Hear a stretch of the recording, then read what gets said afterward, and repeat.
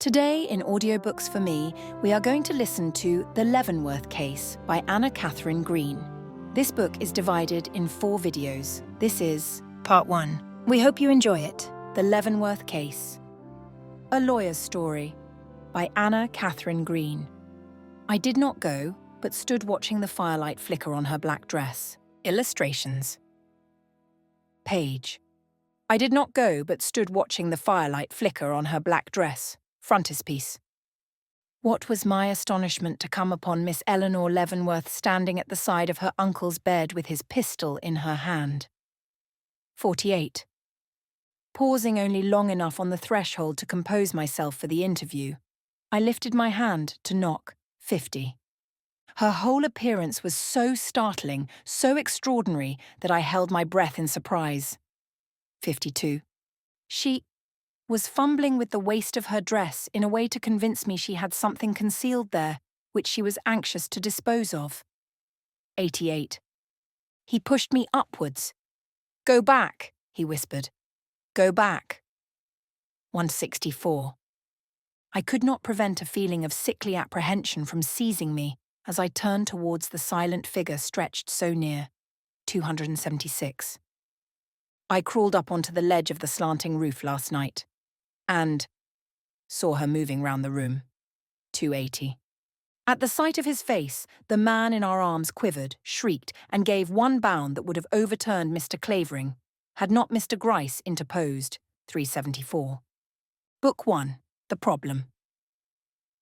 Chapter 1. A Great Case. A Deed of Dreadful Note. Macbeth.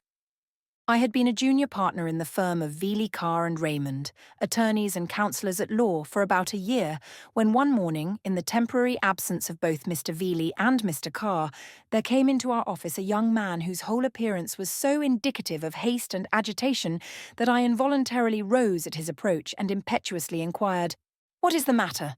You have no bad news to tell, I hope." "I have come to see Mr. Veely. Is he in?" "No," I replied. "He was unexpectedly called away this morning to Washington. Cannot be home before tomorrow. But if you will make your business known to me—" "To you, sir," he repeated, turning a very cold but steady eye on mine.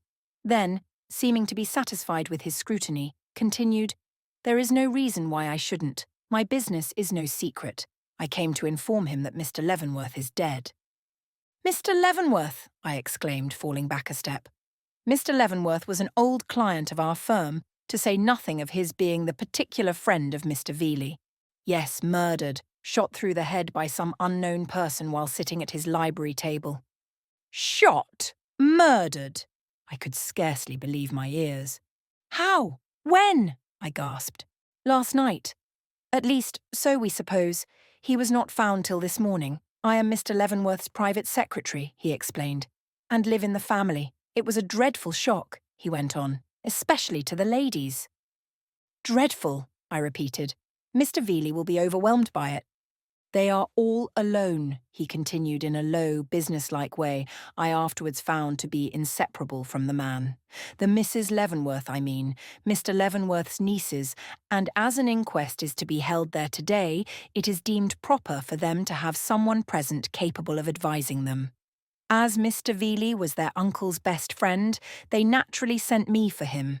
But he being absent, I am at a loss what to do or where to go." "I am a stranger to the ladies," was my hesitating reply. "But if I can be of any assistance to them, my respect for their uncle is such—" The expression of the secretary's eye stopped me. Without seeming to wander from my face, its pupil had suddenly dilated till it appeared to embrace my whole person with its scope. "I don't know," he finally remarked, a slight frown, testifying to the fact that he was not altogether pleased with the turn affairs were taking. "Perhaps it would be best. The ladies must not be left alone." "Say no more. I will go." And sitting down, I dispatched a hurried message to Mr. Veely, after which, and the few other preparations necessary, I accompanied the secretary to the street. "Now," said I, "tell me all you know of this frightful affair." "All I know? A few words will do that. I left him last night sitting as usual at his library table. and found him this morning, seated in the same place, almost in the same position, but with a bullet hole in his head, as large as the end of my little finger. Dead? Stone dead. Horrible, I exclaimed. Then, after a moment, could it have been a suicide? No.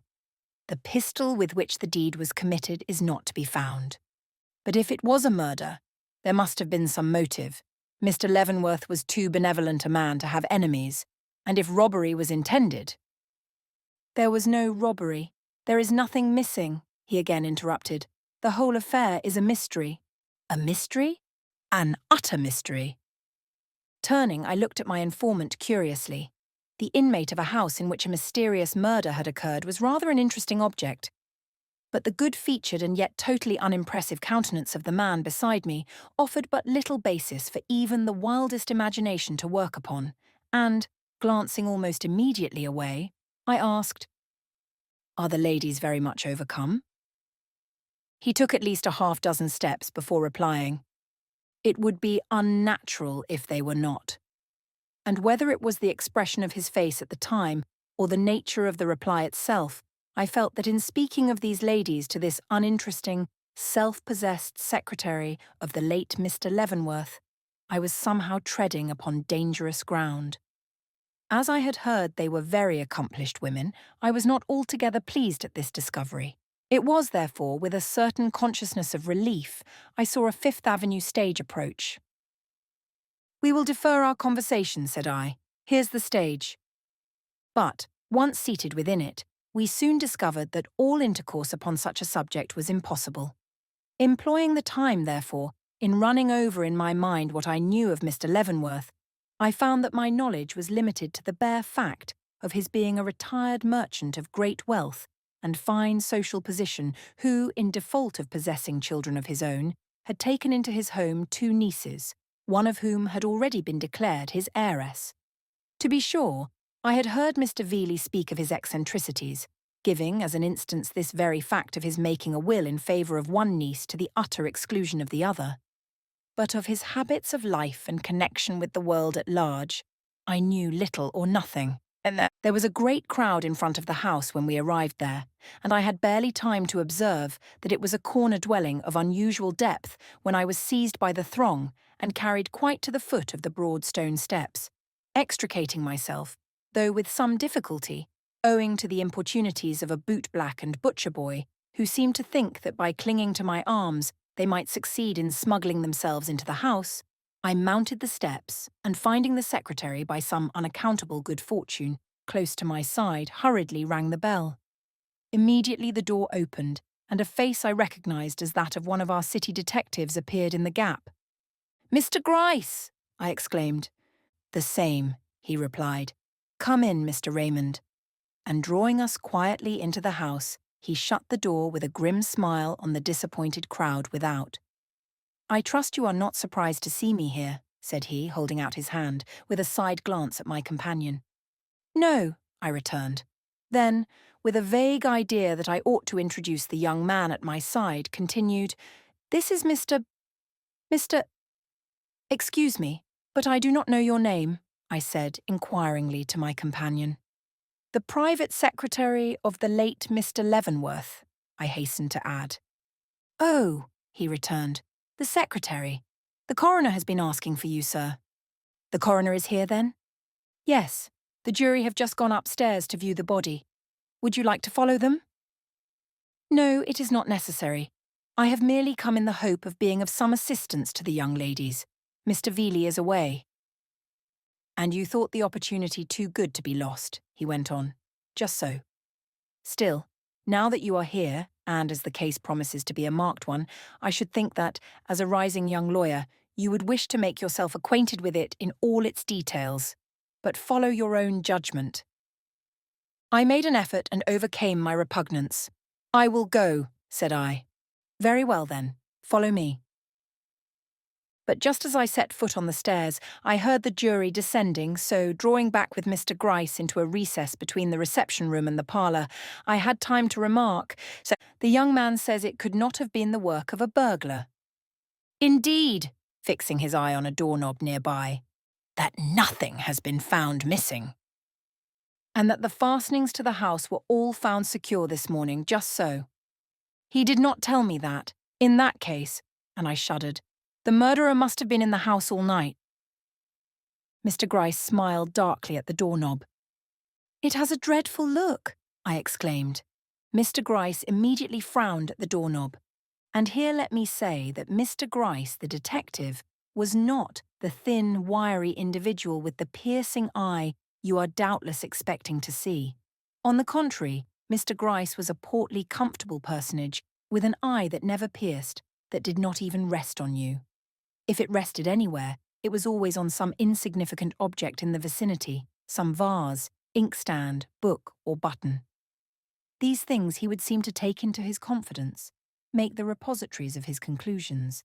But as for you might as well be the steeple on Trinity Church, for all connection you ever appeared to have with him or his thoughts. At present, then, Mr. Gryce was, as I have already suggested, on intimate terms with the doorknob. "A dreadful look," I repeated. His eye shifted to the button on my sleeve. "Come," he said, "the coast is clear at last." Leading the way, he mounted the stairs, but stopped on the upper landing. "Mr. Raymond," said he, "I am not in the habit of talking much about the secrets of my profession, but in this case, everything depends upon getting the right clue at the start. We have no common villainy to deal with here. Genius has been at work. Now, sometimes an absolutely uninitiated mind will intuitively catch at something which the most highly trained intellect will miss. If such a thing should occur, remember that I am your man. Don't go round talking, but come to me, for this is going to be a great case, mind you. A great case. Now come on." "But the ladies?" "They are in the rooms above, in grief, of course, but tolerably composed for all that, I hear." And advancing to a door, he pushed it open and beckoned me in. All was dark for a moment, but presently, my eyes becoming accustomed to the place, I saw that we were in the library. "It was here he was found," said he, "in this room and upon this very spot." And advancing, he laid his hand on the end of a large baize-covered table that, together with its attendant chairs, occupied the centre of the room. "You see for yourself that it is directly opposite this door." And crossing the floor, he paused in front of the threshold of a narrow passageway, opening into a room beyond. As the murdered man was discovered sitting in this chair, and consequently with his back towards the passageway, the assassin must have advanced through the doorway to deliver his shot, pausing, let us say, about here. And Mr. Gryce planted his feet firmly upon a certain spot in the carpet, about a foot from the threshold before mentioned. "But," I hastened to interpose.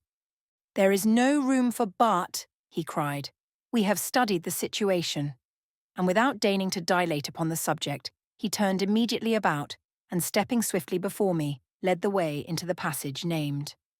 "Wine closet, clothes closet, washing apparatus, towel rack," he explained, waving his hand from side to side as we hurried through, finishing with Mr. Leavenworth's private apartment, as that room of comfortable aspect opened upon us. Mr. Leavenworth's private apartment. It was here, then, that it ought to be, the horrible blood-curdling it that yesterday was a living, breathing man. Advancing to the bed that was hung with heavy curtains, I raised my hand to put them back, when Mr. Gryce, drawing them from my clasp, disclosed lying upon the pillow a cold, calm face, looking so natural I involuntarily started.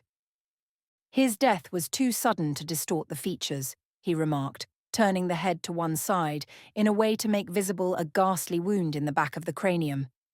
"Such a hole as that sends a man out of the world without much notice.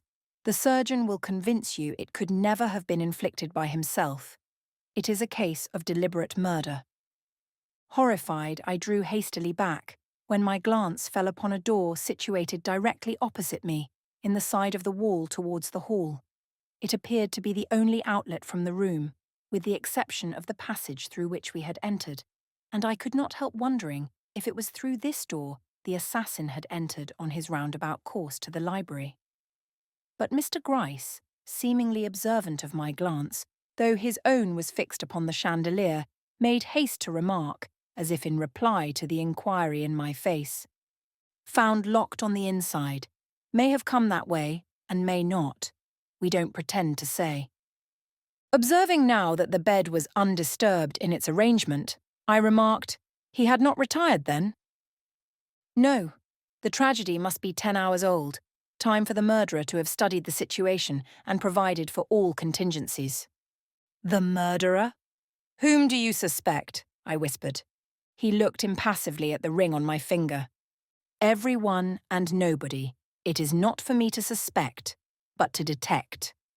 And dropping the curtain into its former position, he led me from the room. The coroner's inquest being now in session, I felt a strong desire to be present, so, requesting Mr. Gryce to inform the ladies that Mr. Veeley was absent from town and that I had come as his substitute to render them any assistance they might require on so melancholy an occasion, I proceeded to the large parlour below and took my seat among the various persons there assembled. Footnote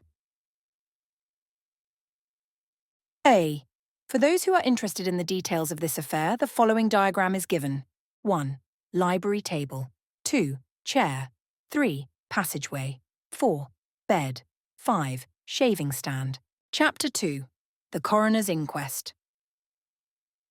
The baby figure of the giant mass of things to come. Troilus and Cressida. For a few minutes I sat dazed by the sudden flood of light greeting me from the many open windows. Then, as the strongly contrasting features of the scene before me began to impress themselves upon my consciousness, I found myself experiencing something of the same sensation of double personality which years before had followed an enforced use of ether. As at that time, I appeared to be living two lives at once, in two distinct places, with two separate sets of incidents going on. So now I seem to be divided between two irreconcilable trains of thought: the gorgeous house, its elaborate furnishing, the little glimpses of yesterday's life, as seen in the open piano, with its sheet of music held in place by a lady's fan, occupying my attention fully as much as the aspect of the throng of incongruous and impatient people huddled about me. Perhaps one reason of this lay in the extraordinary splendour of the room I was in, the glow of satin, glitter of bronze, and glimmer of marble meeting the eye at every turn. But I am rather inclined to think it was mainly due to the force and eloquence of a certain picture which confronted me from the opposite wall. A sweet picture, sweet enough and poetic enough to have been conceived by the most idealistic of artists. Simple, too. The vision of a young, flaxen-haired, blue-eyed coquette dressed in the costume of the First Empire, standing in a wood-path, looking back over her shoulder at someone following, yet with such a dash of something not altogether saint-like in the corners of her meek eyes and baby-like lips, that it impressed me with the individuality of life. Had it not been for the open dress, with its waist almost beneath the armpits, the hair cut short on the forehead, and the perfection of the neck and shoulders, I should have taken it for a literal portrait of one of the ladies of the house. As it was, I could not rid myself of the idea that one, if not both, of Mr. Leavenworth's nieces looked down upon me from the eyes of this entrancing blonde, with the beckoning glance and forbidding hand. So vividly did this fancy impress me that I half shuddered as I looked, wondering if this sweet creature did not know what had occurred in this house since the happy yesterday, and if so, how she could stand there smiling so invitingly, when suddenly I became aware that I had been watching the little crowd of men about me with as complete an absorption as if nothing else in the room had attracted my attention. That the face of the coroner, sternly intelligent and attentive, was as distinctly imprinted upon my mind as that of this lovely picture, or the clearer cut and more noble features of the sculptured Psyche, shining in mellow beauty from the crimson-hung window at his right. Yes, even that the various countenances of the jurymen clustered before me, commonplace and insignificant as most of them were. The trembling forms of the excited servants crowded into a far corner, and the still more disagreeable aspect of the pale-faced, seedy reporter seated at a small table and writing with a ghoul-like avidity that made my flesh creep, were each and all as fixed an element in the remarkable scene before me as the splendour of the surroundings which made their presence such a nightmare of discord and unreality. I have spoken of the coroner. As fortune would have it, he was no stranger to me. I had not only seen him before, but had held frequent conversation with him, in fact, knew him. His name was Hammond, and he was universally regarded as a man of more than ordinary acuteness, fully capable of conducting an important examination with the necessary skill and address. Interested as I was, or rather was likely to be, in this particular inquiry, I could not but congratulate myself upon our good fortune in having so intelligent a coroner. As for his jurymen, they were, as I have intimated, very much like all other bodies of a similar character. Picked up at random from the streets, but from such streets as the Fifth and Sixth Avenues, they presented much the same appearance of average intelligence and refinement as might be seen in the chance occupants of one of our city stages. Indeed, I marked but one amongst them all who seemed to take any interest in the inquiry as an inquiry, all the rest appearing to be actuated in the fulfilment of their duty by the commoner instincts of pity and indignation. Dr. Maynard, the well-known surgeon of 36th Street, was the first witness called. His testimony concerned the nature of the wound found in the murdered man's head. As some of the facts presented by him are likely to prove of importance to us in our narrative, I will proceed to give a synopsis of what he said. Prefacing his remarks with some account of himself and the manner in which he had been summoned to the house by one of the servants, he went on to state that, upon his arrival, he found the deceased lying on a bed in the second-story front room, with the blood clotted about a pistol wound in the back of the head, having evidently been carried there from the adjoining apartment some hours after death. It was the only wound discovered on the body, and having probed it, he had found and extracted the bullet, which he now handed to the jury. It was lying in the brain, having entered at the base of the skull, passed obliquely upward, and at once struck the medulla oblongata, causing instant death. The fact of the ball having entered the brain in this peculiar manner he deemed worthy of note, since it would produce not only instantaneous death, but an utterly motionless one. Further, from the position of the bullet hole and the direction taken by the bullet, it was manifestly impossible that the shot should have been fired by the man himself, even if the condition of the hair about the wound did not completely demonstrate the fact that the shot was fired from a point some 3 or 4 feet distant. Still further, considering the angle at which the bullet had entered the skull, it was evident that the deceased must not only have been seated at the time, a fact about which there could be no dispute, but he must also have been engaged in some occupation which drew his head forward. For, in order that a ball should enter the head of a man sitting erect at the angle seen here of 45 degrees, it would be necessary not only for the pistol to be held very low down, but in a peculiar position. While if the head had been bent forward, as in the act of writing, a man holding a pistol naturally with the elbow bent might very easily fire a ball into the brain at the angle observed. Upon being questioned in regard to the bodily health of Mr. Leavenworth, he replied that the deceased appeared to have been in good condition at the time of his death, but that, not being his attendant physician, he could not speak conclusively upon the subject without further examination, and, to the remark of a juryman, observed that he had not seen pistol or weapon lying upon the floor, or indeed anywhere else in either of the above-mentioned rooms.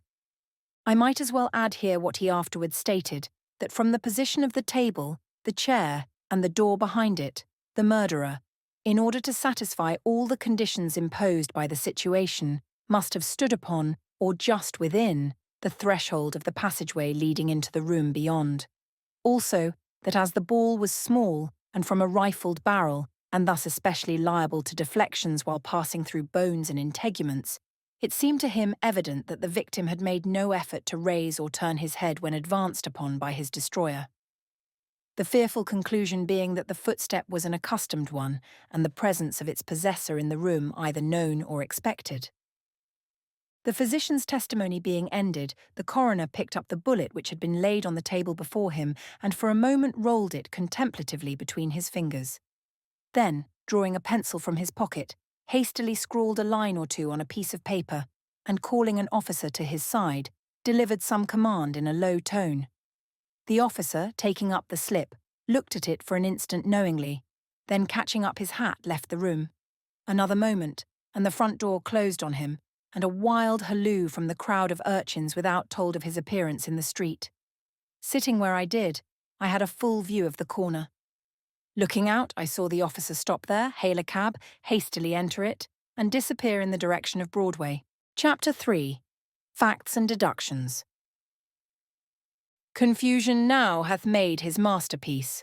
Most sacrilegious murder hath broke ope the Lord's anointed temple, and stolen thence the life of the building. Macbeth. Turning my attention back into the room where I was, I found the coroner consulting a memorandum through a very impressive pair of gold eyeglasses. "Is the butler here?" he asked. Immediately there was a stir among the group of servants in the corner, and an intelligent-looking, though somewhat pompous Irishman stepped out from their midst and confronted the jury. Ah, thought I to myself, as my glance encountered his precise whiskers, steady eye, and respectfully attentive, though by no means humble expression. Here is a model servant who is likely to prove a model witness. And I was not mistaken. Thomas, the butler, was in all respects 1 in 1,000, and he knew it. The coroner, upon whom, as upon all others in the room, he seemed to have made the like favourable impression, proceeded without hesitation to interrogate him. "Your name, I am told, is Thomas Dougherty." "Yes, sir." "Well, Thomas, how long have you been employed in your present situation?" "It must be a matter of 2 years now, sir." "You are the person who first discovered the body of Mr. Leavenworth?" "Yes, sir." "I am Mr. Harwell." "And who is Mr. Harwell?" "Mr. Harwell is Mr. Leavenworth's private secretary, sir, the one who did his writing." "Very good. Now, at what time of the day or night did you make this discovery?" "It was early, sir, early this morning about 8. "And where?" "In the library, sir, off Mr. Leavenworth's bedroom. We had forced our way in, feeling anxious about his not coming to breakfast." "You forced your way in? The door was locked then?" "Yes, sir." "On the inside?" "That I cannot tell. There was no key in the door." "Where was Mr. Leavenworth lying when you first found him?" "He was not lying, sir. He was seated at the large table in the centre of his room, his back to the bedroom door, leaning forward, his head on his hands." "How was he dressed?" "In his dinner suit, sir, just as he came from the table last night." "Were there any evidences in the room that a struggle had taken place?" "No, sir." "Any pistol on the floor or table?" "No, sir." "Any reason to suppose that robbery had been attempted?" "No, sir. Mr. Leavenworth's watch and purse were both in his pockets." Being asked to mention who were in the house at the time of the discovery, he replied, "The young ladies, Miss Mary Leavenworth and Miss Eleanor, Mr. Harwell, Kate the cook, Molly the upstairs girl, and myself." "The usual members of the household?" "Yes, sir." "Now tell me whose duty it is to close up the house at night." "Mine, sir." "Did you secure it as usual last night?" "I did, sir." "Who unfastened it this morning?" "I, sir." "How did you find it?" "Just as I left it." "What? Not a window open nor a door unlocked?" "No, sir." By this time, you could have heard a pin drop. The certainty that the murderer, whoever he was, had not left the house, at least till after it was opened in the morning, seemed to weigh upon all minds.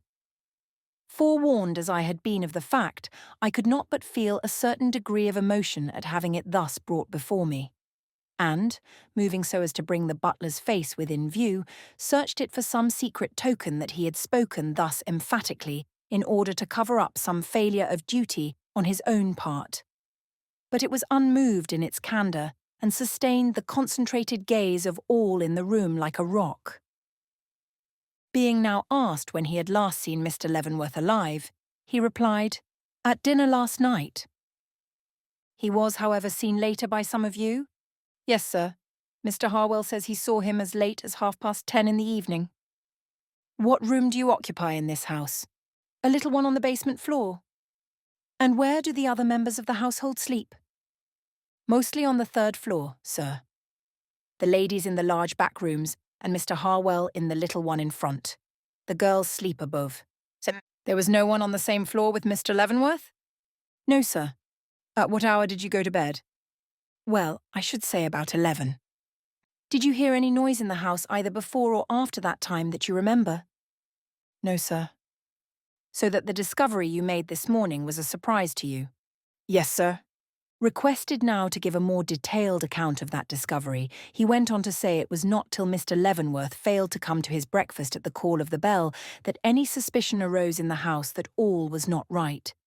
Even then they waited some little time before doing anything, but as minute after minute went by and he did not come, Miss Eleanor grew anxious, and finally left the room saying she would go and see what was the matter, but soon returned looking very much frightened, saying she had knocked at her uncle's door, and had even called to him, but could get no answer. At which Mr. Harwell and himself had gone up, and together tried both doors, and finding them locked, burst open that of the library, when they came upon Mr. Leavenworth, as he had already said, sitting at the table, dead. And the ladies? Oh, they followed us up and came into the room, and Miss Eleanor fainted away. And the other one, Miss Mari, I believe they call her. I don't remember anything about her. I was so busy fetching water to restore Miss Eleanor, I didn't notice. Well, how long was it before Mr. Leavenworth was carried into the next room? Almost immediate, as soon as Miss Eleanor recovered, and that was as soon as ever the water touched her lips. Who proposed that the body should be carried from the spot? She, sir. As soon as ever she stood up, she went over to it and looked at it and shuddered, and then calling Mr. Harwell and me, bade us carry him in and lay him on the bed and go for the doctor, which we did. Wait a moment, did she go with you when you went into the other room? No, sir. What did she do? She stayed by the library table. What doing? I couldn't see. Her back was to me. How long did she stay there? She was gone when we came back. Gone from the table? Gone from the room. Humph. When did you see her again? In a minute.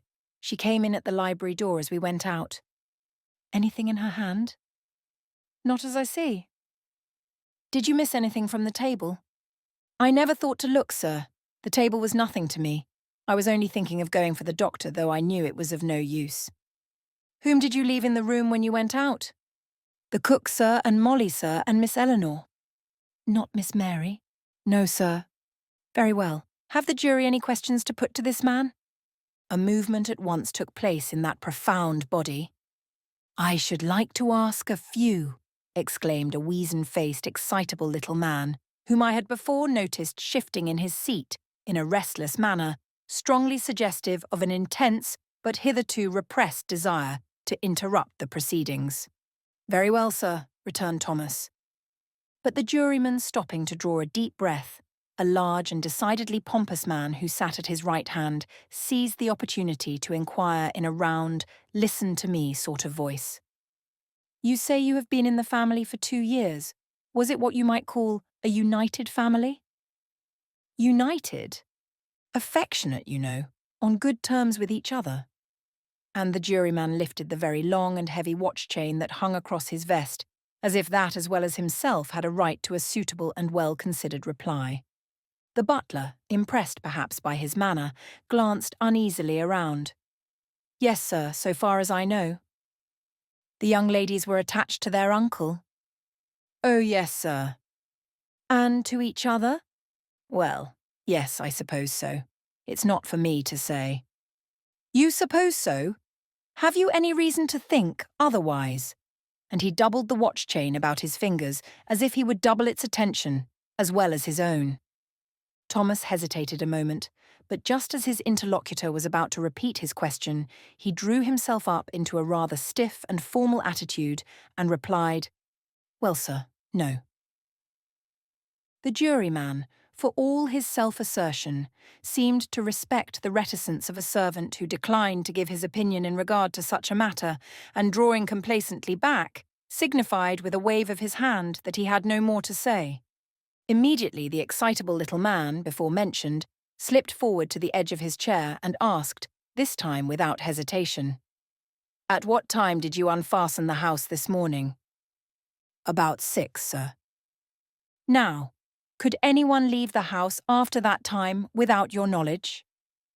Thomas glanced a trifle uneasily at his fellow servants, but answered up promptly, and as if without reserve. "I don't think it would be possible for anybody to leave this house after 6 in the morning without either myself or the cooks knowing of it. Folks don't jump from second-story windows in broad daylight, and as to leaving by the doors, the front door closes with such a slam, all the house can hear it from top to bottom. And as for the back door, no one that goes out of that can get clear of the yard without going by the kitchen window, and no one can go by our kitchen window without the cooks seeing of them, that I can just swear to."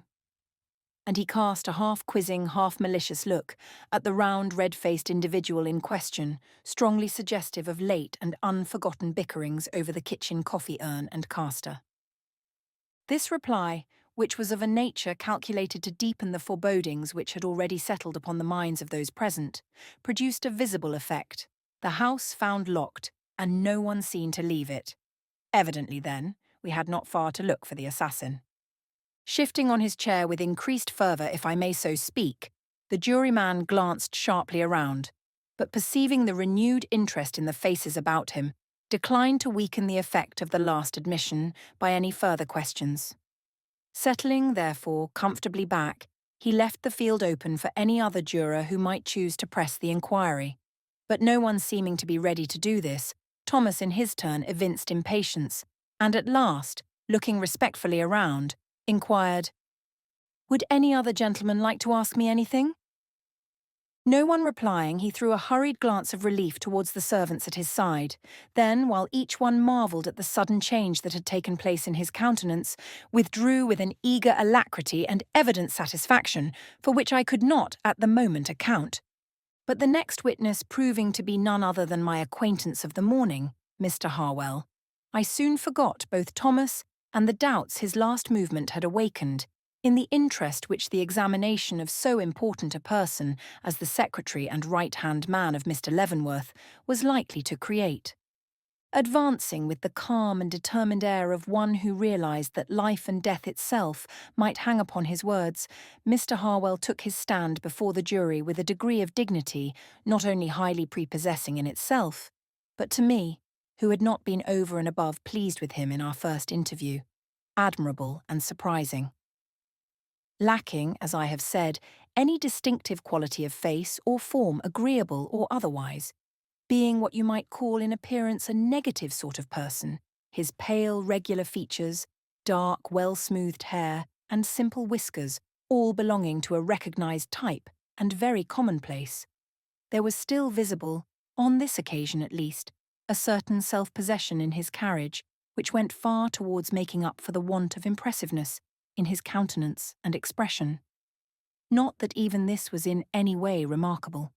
Indeed, there was nothing remarkable about the man, any more than there is about 1,000 others you meet every day on Broadway, unless you accept the look of concentration and solemnity which pervaded his whole person, a solemnity which at this time would not have been noticeable, perhaps, if it had not appeared to be the habitual expression of one who in his short life had seen more of sorrow than joy, less of pleasure than care and anxiety. The coroner, to whom his appearance one way or the other seemed to be a matter of no moment, addressed him immediately and without reserve. "Your name?" "James Truman Harwell." "Your business?"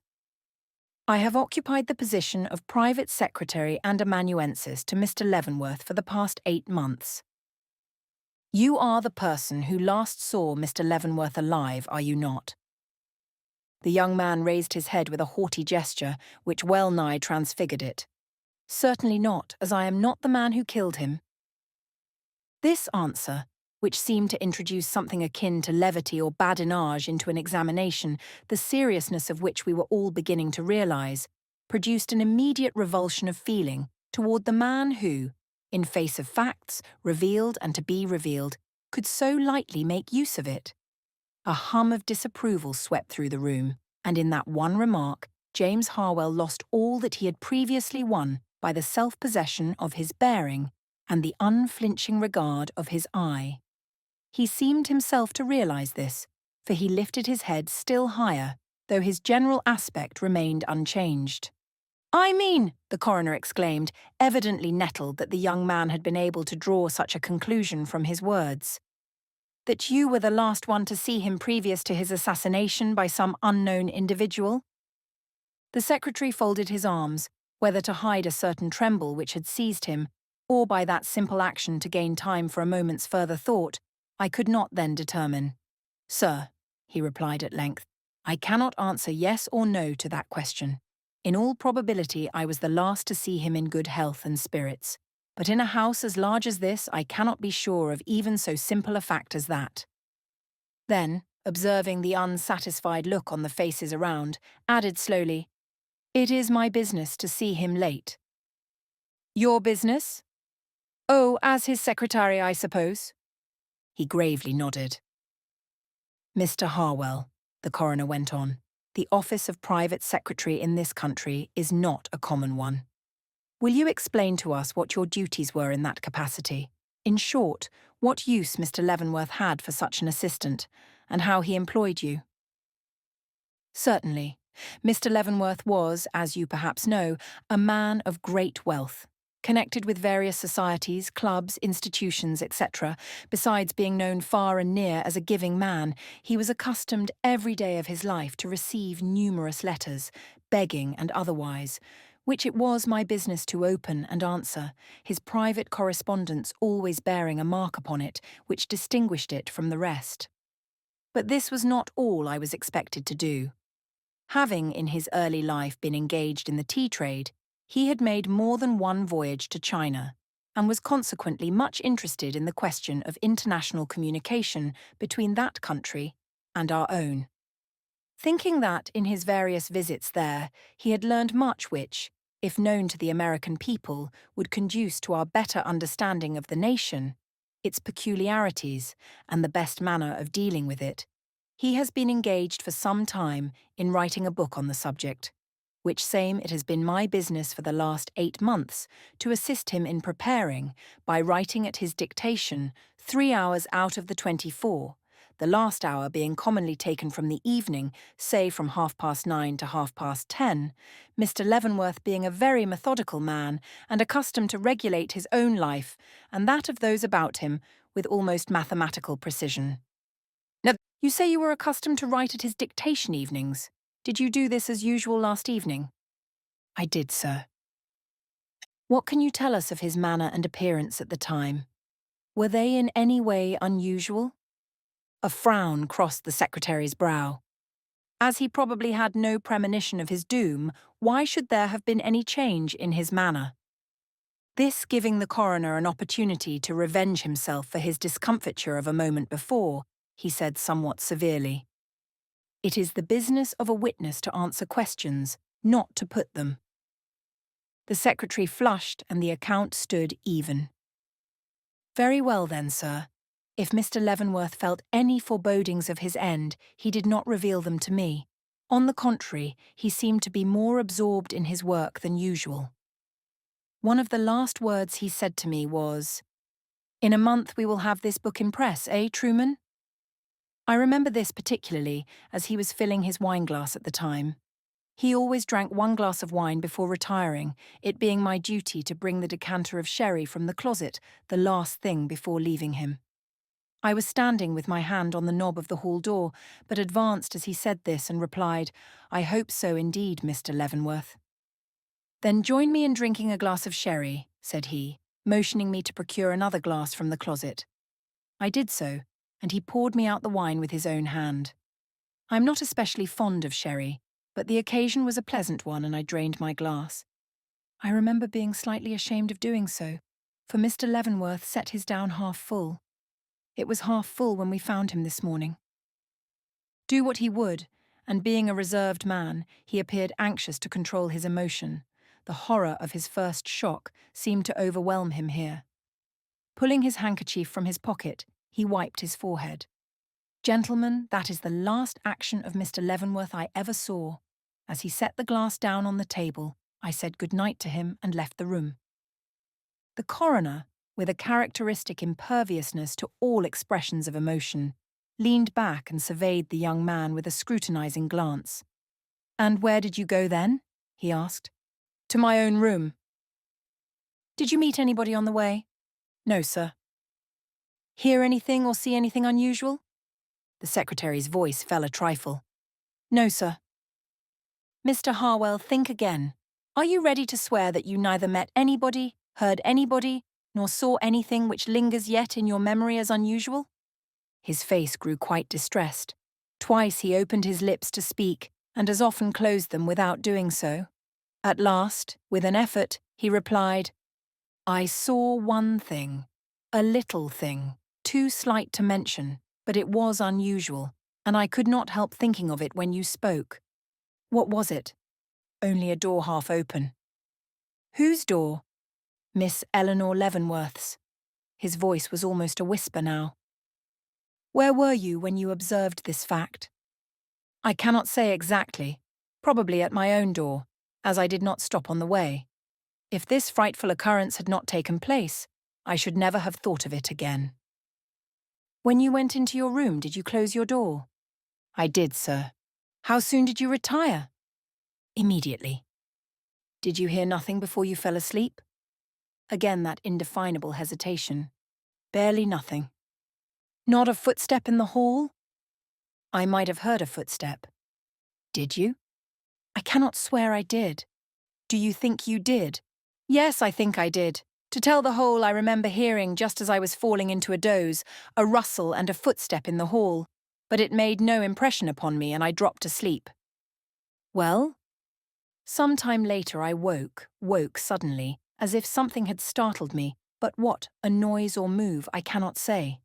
I remember rising up in my bed and looking around, but hearing nothing further, soon yielded to the drowsiness which possessed me and fell into a deep sleep. I did not wake again till morning." Here requested to relate how and when he became acquainted with the fact of the murder, he substantiated, in all particulars, the account of the matter already given by the butler. Which subject being exhausted, the coroner went on to ask if he had noted the condition of the library table after the body had been removed. "Somewhat, yes, sir." "What was on it?" "The usual properties, sir, books, paper, a pen with the ink dried on it, besides the decanter and the wineglass from which he drank the night before." "Nothing more?" "I remember nothing more." "In regard to that decanter and glass," broke in the juryman of the watch and chain, "did you not say that the latter was found in the same condition in which you saw it at the time you left Mr. Leavenworth sitting in his library?" "Yes, sir, very much." "Yet he was in the habit of drinking a full glass?" "Yes, sir." "An interruption must then have ensued very close upon your departure, Mr. Harwell." A cold, bluish pallor suddenly broke out upon the young man's face. He started, and for a moment looked as if struck by some horrible thought. "That does not follow, sir," he articulated with some difficulty. "Mr. Leavenworth might—" but suddenly stopped, as if too much distressed to proceed. "Go on, Mr. Harwell, let us hear what you have to say." "There is nothing," he returned faintly, as if battling with some strong emotion. As he had not been answering a question, only volunteering an explanation, the coroner let it pass, but I saw more than one pair of eyes roll suspiciously from side to side, as if many there felt that some sort of clue had been offered them in this man's emotion. The coroner, ignoring in his easy way both the emotion and the universal excitement it had produced, now proceeded to ask, "Do you know whether the key to the library was in its place when you left the room last night?" "No, sir, I did not notice." "The presumption is it was." "I suppose so." "At all events, the door was locked in the morning, and the key gone." "Yes, sir." "Then whoever committed this murder locked the door on passing out and took away the key?" "It would seem so." The coroner, turning, faced the jury with an earnest look. "Gentlemen," said he, "there seems to be a mystery in regard to this key which must be looked into.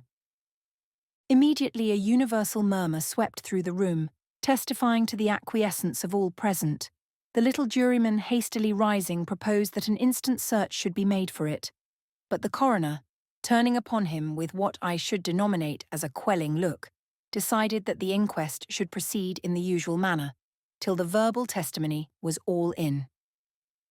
"Then, allow me to ask a question," again volunteered the irrepressible. "Mr. Harwell, we are told that upon the breaking in of the library door this morning, Mr. Leavenworth's two nieces followed you into the room." "One of them, sir, Miss Eleanor." "Is Miss Eleanor the one who is said to be Mr. Leavenworth's sole heiress?" the coroner here interposed. "No, sir, that is Miss Mary." "That she gave orders," pursued the juryman, "for the removal of the body into the further room?" "Yes, sir." "And that you obeyed her by helping to carry it in?" "Yes, sir." "Now, in thus passing through the rooms, did you observe anything to lead you to form a suspicion of the murderer?" The secretary shook his head. "I have no suspicion," he emphatically said. Somehow I did not believe him. Whether it was the tone of his voice, the clutch of his hand on his sleeve, and the hand will often reveal more than the countenance, I felt that this man was not to be relied upon in making this assertion. "I should like to ask Mr. Harwell a question," said a juryman who had not yet spoken. "We have had a detailed account of what looks like the discovery of a murdered man. Now, murder is never committed without some motive. Does the secretary know whether Mr. Leavenworth had any secret enemy?" "I do not." "Everyone in the house seemed to be on good terms with him?" "Yes, sir," with a little quaver of dissent in the assertion, however. "Not a shadow lay between him and any other member of his household, so far as you know?" "I am not ready to say that," he returned, quite distressed. "A shadow is a very slight thing. There might have been a shadow." "Between him and whom?" A long hesitation. "One of his nieces, sir." "Which one?" Again that defiant lift of the head. "Miss Eleanor." "How long has this shadow been observable?" "I cannot say." "You do not know the cause?" "I do not." "Nor the extent of the feeling?" "No, sir." "You open Mr. Leavenworth's letters?" "I do." "Has there been anything in his correspondence of late calculated to throw any light upon this deed?" It actually seemed as if he never would answer. Was he simply pondering over his reply, or was the man turned to stone? "Mr. Harwell, did you hear the juryman?" inquired the coroner. "Yes, sir. I was thinking." "Very well. Now answer." "Sir," he replied, turning and looking the juryman full in the face, and in that way revealing his unguarded left hand to my gaze. "I have opened Mr. Leavenworth's letters as usual for the last 2 weeks, and I can think of nothing in them bearing in the least upon this tragedy." The man lied. I knew it instantly. The clenched hand pausing irresolute, then making up its mind to go through with the lie firmly, was enough for me. "Mr. Harwell, this is undoubtedly true according to your judgment," said the coroner. "But Mr. Leavenworth's correspondence will have to be searched for all that." "Of course," he replied carelessly. "That is only right." This remark ended Mr. Harwell's examination for the time. As he sat down, I made note of 4 things. That Mr. Harwell himself, for some reason not given, was conscious of a suspicion which he was anxious to suppress even from his own mind. That a woman was in some way connected with it, a rustle as well as a footstep having been heard by him on the stairs. That a letter had arrived at the house, which if found would be likely to throw some light upon this subject. That Eleanor Leavenworth's name came with difficulty from his lips. This evidently unimpressible man, manifesting more or less emotion whenever he was called upon to utter it. Chapter 4. A Clue. Something is rotten in the state of Denmark. Hamlet. The cook of the establishment being now called, that portly, ruddy-faced individual stepped forward with alacrity, displaying upon her good-humoured countenance such an expression of mingled eagerness and anxiety that more than one person present found it difficult to restrain a smile at her appearance. Observing this and taking it as a compliment, being a woman as well as a cook, she immediately dropped a curtsy, and opening her lips was about to speak, when the coroner, rising impatiently in his seat, took the word from her mouth by saying sternly, "Your name?" "Katharine Malone, sir." "Well, Katharine, how long have you been in Mr. Leavenworth's service?" "Sure, it is a good 12 months now, sir, since I came, on Mrs. Wilson's recommendation, to that very front door, and—" "Never mind the front door, but tell us why you left this Mrs. Wilson." "Sure, and it was she as left me, being as she went sailing to the old country the same day when on her recommendation I came to this very front door." "Well, well, no matter about that. You have been in Mr. Leavenworth's family a year?" "Yes, sir." "And liked it? Found him a good master?" "Oh, sir, niver have I found a better worse luck to the villain as killed him. He was that free and generous, sir, that many's the time I killed him. He was that free and generous, sir, that many's the time I have said to Hannah." She stopped, with a sudden comical gasp of terror, looking at her fellow servants like one who had incautiously made a slip. The coroner, observing this, inquired hastily, "Hannah? Who is Hannah?" The cook, drawing her roly-poly figure up into some sort of shape in her efforts to appear unconcerned, exclaimed boldly, "She? Oh, only the lady's maid, sir." "But I don't see anyone here answering to that description. You didn't speak of anyone by the name of Hannah as belonging to the house," said he, turning to Thomas. "No, sir," the latter replied, with a bow and a sidelong look at the red-cheeked girl at his side. "You asked me who were in the house at the time the murder was discovered, and I told you." "Oh," cried the coroner satirically, "used to police courts, I see." Then, turning back to the cook, who had all this while been rolling her eyes in a vague fright about the room, inquired, "And where is this Hannah?" "Sure, sir, she's gone." "How long since?" The cook caught her breath hysterically. "Since last night." "What time last night?" "Troth, sir, and I don't know. I don't know anything about it." "Was she dismissed?" "Not as I knows on. Her clothes is here." "Oh, her clothes are here. At what hour did you miss her?" "I didn't miss her. She was here last night and she isn't here this morning. And so I says she's gone." "Humph," cried the coroner, casting a slow glance down the room, while everyone present looked as if a door had suddenly opened in a closed wall. "Where did this girl sleep?" The cook, who had been fumbling uneasily with her apron, looked up. "Sure, we all sleeps at the top of the house, sir." "In one room?" Slowly. "Yes, sir." "Did she come up to the room last night?" "Yes, sir." "At what hour?" "Sure, it was 10 when we all came up. I heard the clock a-striking." "Did you observe anything unusual in her appearance?" "She had a toothache, sir." "Oh, a toothache. What then? Tell me all she did." But at this the cook broke into tears and wails. "Sure, she didn't do nothing, sir. It wasn't her, sir, as did anything. Don't you believe it. Hannah is a good girl, and honest, sir, as ever you see. I am ready to swear on the book as how she never put her hand to the lock of his door. What should she for? She only went down to Miss Eleanor for some toothache drops. Her face was paining her that awful. And oh, sir—" There, interrupted the coroner. "I am not accusing Hannah of anything. I only asked you what she did after she reached your room. She went downstairs, you say. How long after you went up?" "Troth, sir, I couldn't tell, but Molly says—" "Never mind what Molly says. You didn't see her go down?" "No, sir." "Nor see her come back?" "No, sir." "Nor see her this morning?" "No, sir." "How could I when she's gone?" "But you did see last night that she seemed to be suffering with toothache?" "Yes, sir." "Very well. Now tell me how and when you first became acquainted with the fact of Mr. Leavenworth's death." But her replies to this question, while over-garrulous, contained but little information, and seeing this, the coroner was on the point of dismissing her when the little juror, remembering an admission she had made of having seen Miss Eleanor Leavenworth coming out of the library door a few minutes after Mr. Leavenworth's body had been carried into the next room, asked if her mistress had anything in her hand at the time. "I don't know, sir." "Faith!" she suddenly exclaimed. "I believe she did have a piece of paper. I recollect now seeing her put it in her pocket." The next witness was Molly, the upstairs girl.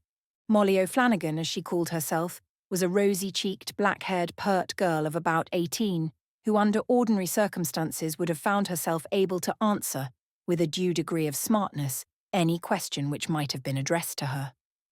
But fright will sometimes cower the stoutest heart, and Molly, standing before the coroner at this juncture, presented anything but a reckless appearance, her naturally rosy cheeks blanching at the first word addressed to her, and her head falling forward on her breast in a confusion too genuine to be dissembled and too transparent to be misunderstood.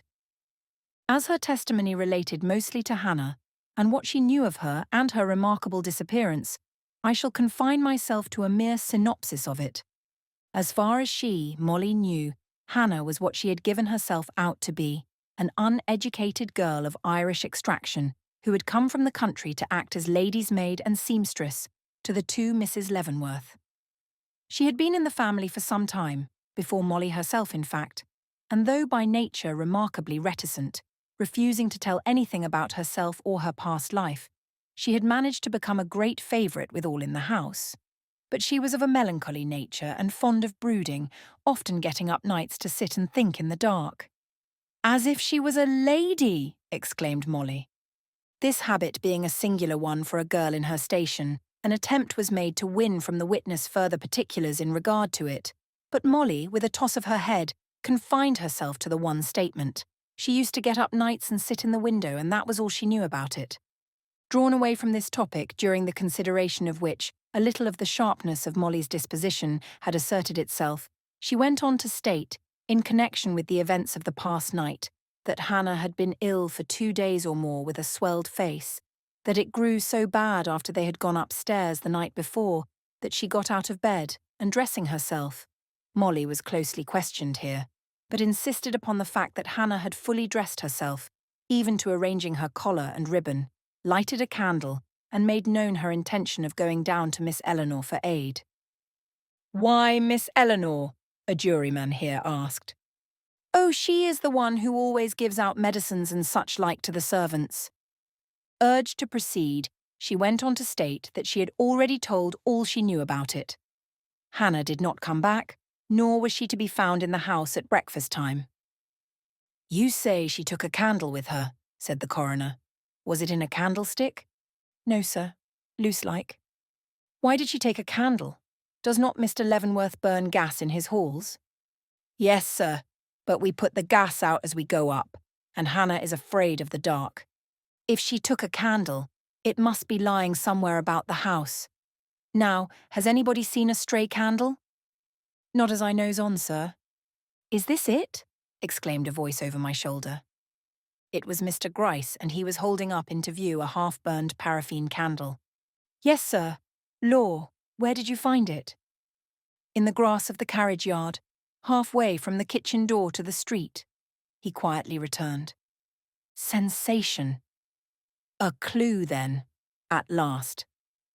Something had been found which seemed to connect this mysterious murder with the outside world. Instantly, the back door assumed the chief position of interest. The candle found lying in the yard seemed to prove not only that Hannah had left the house shortly after descending from her room, but had left it by the back door, which we now remembered was only a few steps from the iron gate opening into the side street. But Thomas, being recalled, repeated his assertion that not only the back door, but all the lower windows of the house had been found by him securely locked and bolted at 6 o'clock that morning. Inevitable conclusion. Someone had locked and bolted them after the girl. Who? Alas, that had now become the very serious and momentous question. Chapter 5. Expert Testimony. And oftentimes, to win us to our harm, the instruments of darkness tell us truths, win us with honest trifles to betray us in deepest consequence. Macbeth. In the midst of the universal gloom thus awakened, there came a sharp ring at the bell. Instantly, all eyes turned toward the parlour door, just as it slowly opened, and the officer who had been sent off so mysteriously by the coroner an hour before entered, in company with a young man whose sleek appearance, intelligent eye, and general air of trustworthiness seemed to proclaim him to be, what in fact he was, the confidential clerk of a responsible mercantile house. Advancing without apparent embarrassment, though each and every eye in the room was fixed upon him with lively curiosity, he made a slight bow to the coroner. "You have sent for a man from Bone & Co.," he said. Strong and immediate excitement. Bone & Co. was the well-known pistol and ammunition store of Broadway. "Yes, sir," returned the coroner. "We have here a bullet which we must ask you to examine. You are fully acquainted with all matters connected with your business?" The young man, merely elevating an expressive eyebrow, took the bullet carelessly in his hand. "Can you tell us from what make of pistol that was delivered?" The young man rolled it slowly round between his thumb and forefinger and then laid it down. "It is a number 32 ball, usually sold with the small pistol made by Smith & Wesson." "A small pistol!" exclaimed the butler, jumping up from his seat. "Master used to keep a little pistol in his stand drawer. I have often seen it. We all knew about it." Great and irrepressible excitement, especially among the servants. "That's so," I heard a heavy voice exclaim. "I saw it once myself. Master was cleaning it." It was the cook who spoke. "In his stand drawer?" the coroner inquired. "Yes, sir, at the head of his bed." An officer was sent to examine the stand drawer. In a few moments he returned, bringing a small pistol which he laid down on the coroner's table, saying, "Here it is." Immediately everyone sprang to his feet, but the coroner, handing it over to the clerk from Bonds, inquired if that was the make before mentioned. Without hesitation he replied, "Yes, Smith & Wesson, you can see for yourself," and he proceeded to examine it. "Where did you find this pistol?" asked the coroner of the officer. "In the top drawer of a shaving table standing near the head of Mr. Leavenworth's bed. It was lying in a velvet case together with a box of cartridges, one of which I bring as a sample," and he laid it down beside the bullet. "Was the drawer locked?" "Yes, sir, but the key was not taken out." Interest had now reached its climax. A universal cry swept through the room. "Is it loaded?" The coroner, frowning on the assembly, with a look of great dignity, remarked, "I was about to ask that question myself, but first I must request order." An immediate calm followed. Everyone was too much interested to interpose any obstacle in the way of gratifying his curiosity. "Now, sir," exclaimed the coroner. The clerk from Bonds, taking out the cylinder, held it up. "There are 7 chambers here, and they are all loaded." A murmur of disappointment followed this assertion. "But," he quietly added after a momentary examination of the face of the cylinder, "they have not all been loaded long. A bullet has been recently shot from one of these chambers." "How do you know?" cried one of the jury. "How do I know, sir?" said he, turning to the coroner. "Will you be kind enough to examine the condition of this pistol?" And he handed it over to that gentleman. "Look first at the barrel. It is clean and bright and shows no evidence of a bullet having passed out of it very lately. That is because it has been cleaned. But now observe the face of the cylinder. What do you see there?" "I see a faint line of smut near one of the chambers." "Just so. Show it to the gentleman." It was immediately handed down. "That faint line of smut on the edge of one of the chambers is the telltale, sirs. A bullet passing out always leaves smut behind. The man who fired this, remembering the fact, cleaned the barrel, but forgot the cylinder." And stepping aside, he folded his arms. "Jerusalem!" spoke out a rough, hearty voice. "Isn't that wonderful?" This exclamation came from a countryman who had stepped in from the street and now stood agape in the doorway. It was a rude but not altogether unwelcome interruption. A smile passed round the room, and both men and women breathed more easily. Order being at last restored, the officer was requested to describe the position of the stand and its distance from the library table. "The library table is in one room, and the stand in another. To reach the former from the latter, one would be obliged to cross Mr. Leavenworth's bedroom in a diagonal direction, pass through the passageway separating that one apartment from the other, and— Wait a moment. How does this table stand in regard to the door which leads from the bedroom into the hall?"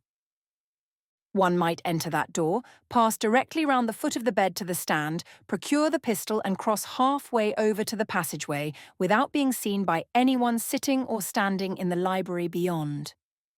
"Holy Virgin!" exclaimed the horrified cook, throwing her apron over her head as if to shut out some dreadful vision. "Hannah never would have the pluck for that. Never, never!" But Mr. Gryce, laying a heavy hand on the woman, forced her back into her seat, reproving and calming her at the same time, with a dexterity marvellous to behold. "I beg your pardons," she cried deprecatingly to those around, "but it never was, Hannah, never!" The clerk from Bones here being dismissed, those assembled took the opportunity of making some change in their position, after which the name of Mr. Harwell was again called. That person rose with manifest reluctance. Evidently, the preceding testimony had either upset some theory of his or indubitably strengthened some unwelcome suspicion. "Mr. Harwell," the coroner began, "we are told of the existence of a pistol belonging to Mr. Leavenworth, and upon searching we discover it in his room. Did you know of his possessing such an instrument?" "I did." "Was it a fact generally known in the house?" "So it would seem." "How was that? Was he in the habit of leaving it around where anyone could see it?" "I cannot say. I can only acquaint you with the manner in which I myself became aware of its existence." "Very well. Do so." "We were once talking about firearms. I have some taste that way, and have always been anxious to possess a pocket pistol. Saying something of the kind to him one day, he rose from his seat, and fetching me this, showed it to me." "How long ago was this?" "Some few months since."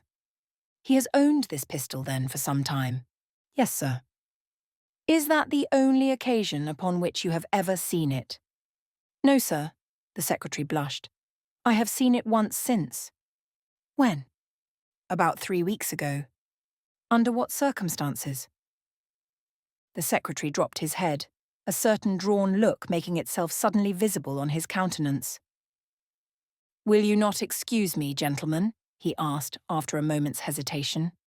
"It is impossible," returned the coroner. His face grew even more pallid and deprecatory.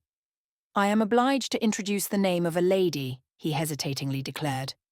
"We are very sorry," remarked the coroner.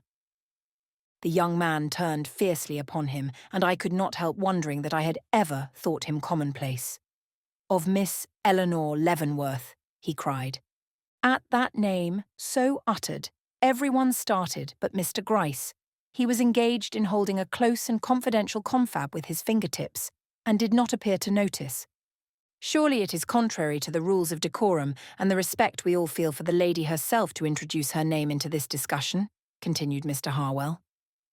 But the coroner still insisting upon an answer, he refolded his arms, a movement indicative of resolution with him, and began in a low, forced tone to say, "What was my astonishment to come upon Miss Eleanor Leavenworth standing at the side of her uncle's bed with his pistol in her hand. It is only this, gentlemen. One afternoon, about 3 weeks since, I had occasion to go to the library at an unusual hour. Crossing over to the mantelpiece for the purpose of procuring a penknife, which I had carelessly left there in the morning, I heard a noise in the adjoining room. Knowing that Mr. Leavenworth was out, and supposing the ladies to be out also, I took the liberty of ascertaining who the intruder was. When what was my astonishment to come upon Miss Eleanor Leavenworth standing at the side of her uncle's bed, with his pistol in her hand. Confused at my indiscretion, I attempted to escape without being observed, but in vain, for just as I was crossing the threshold, she turned, and calling me by name, requested me to explain the pistol to her. Gentlemen, in order to do so, I was obliged to take it in my hand, and that, sirs, is the only other occasion upon which I ever saw or handled the pistol of Mr. Leavenworth." Drooping his head, he waited in indescribable agitation for the next question. "She asked you to explain the pistol to her. What do you mean by that?" "I mean," he faintly continued, catching his breath in a vain effort to appear calm, "how to load, aim, and fire it." A flash of awakened feeling shot across the faces of all present. Even the coroner showed sudden signs of emotion and sat staring at the bowed form and pale countenance of the man before him with a peculiar look of surprised compassion, which could not fail of producing its effect, not only upon the young man himself, but upon all who saw him. "Mr. Harwell," he at length inquired, "have you anything to add to the statement you have just made?" The secretary sadly shook his head. "Mr. Gryce," I hear whispered, clutching that person by the arm and dragging him down to my side. "Assure me, I entreat you." But he would not let me finish. "The coroner is about to ask for the young ladies," he quickly interposed. "If you desire to fulfill your duty towards them, be ready, that's all." "Fulfill my duty?" The simple words recalled me to myself. What had I been thinking of? Was I mad? With nothing more terrible in mind than a tender picture of the lovely cousins bowed in anguish over the remains of one who had been as dear as a father to them. I slowly rose, and upon demand being made for Miss Mary and Miss Eleanor Leavenworth, advanced and said that, as a friend of the family, a petty lie, which I hope will not be laid up against me, I begged the privilege of going for the ladies and escorting them down. Instantly a dozen eyes flashed upon me, and I experienced the embarrassment of one who, by some unexpected word or action, has drawn upon himself the concentrated attention of a whole room. But the permission sought being almost immediately accorded, I was speedily enabled to withdraw from my rather trying position, finding myself, almost before I knew it, in the hall, my face aflame, my heart beating with excitement, and these words of Mr. Gryce ringing in my ears. "Third floor, rear room, first door at the head of the stairs. You will find the young ladies expecting you." Chapter 6, Sidelights. "Oh, she has beauty might ensnare a conqueror's soul, and make him leave his crown at random, to be scuffled for by slaves." Otway. Third floor, rear room, first door at the head of the stairs. What was I about to encounter there? Mounting the lower flight, and shuddering by the library wall, which to my troubled fancy seemed written all over with horrible suggestions, I took my way slowly upstairs, revolving in my mind many things, among which an admonition uttered long ago by my mother occupied a prominent place. "My son, remember that a woman with a secret may be a fascinating study, but she can never be a safe, nor even satisfactory companion." A wise saw, no doubt, but totally inapplicable to the present situation. Yet it continued to haunt me till the sight of the door to which I had been directed put every other thought to flight, save that I was about to meet the stricken nieces of a brutally murdered man. Pausing only long enough on the threshold to compose myself for the interview, I lifted my hand to knock. Pausing only long enough on the threshold to compose myself for the interview, I lifted my hand to knock, when a rich, clear voice rose from within, and I heard distinctly uttered these astounding words: "I do not accuse your hand, though I know of none other which would or could have done this deed. But your heart, your head, your will, these I do and must accuse in my secret mind at least, and it is well that you should know it."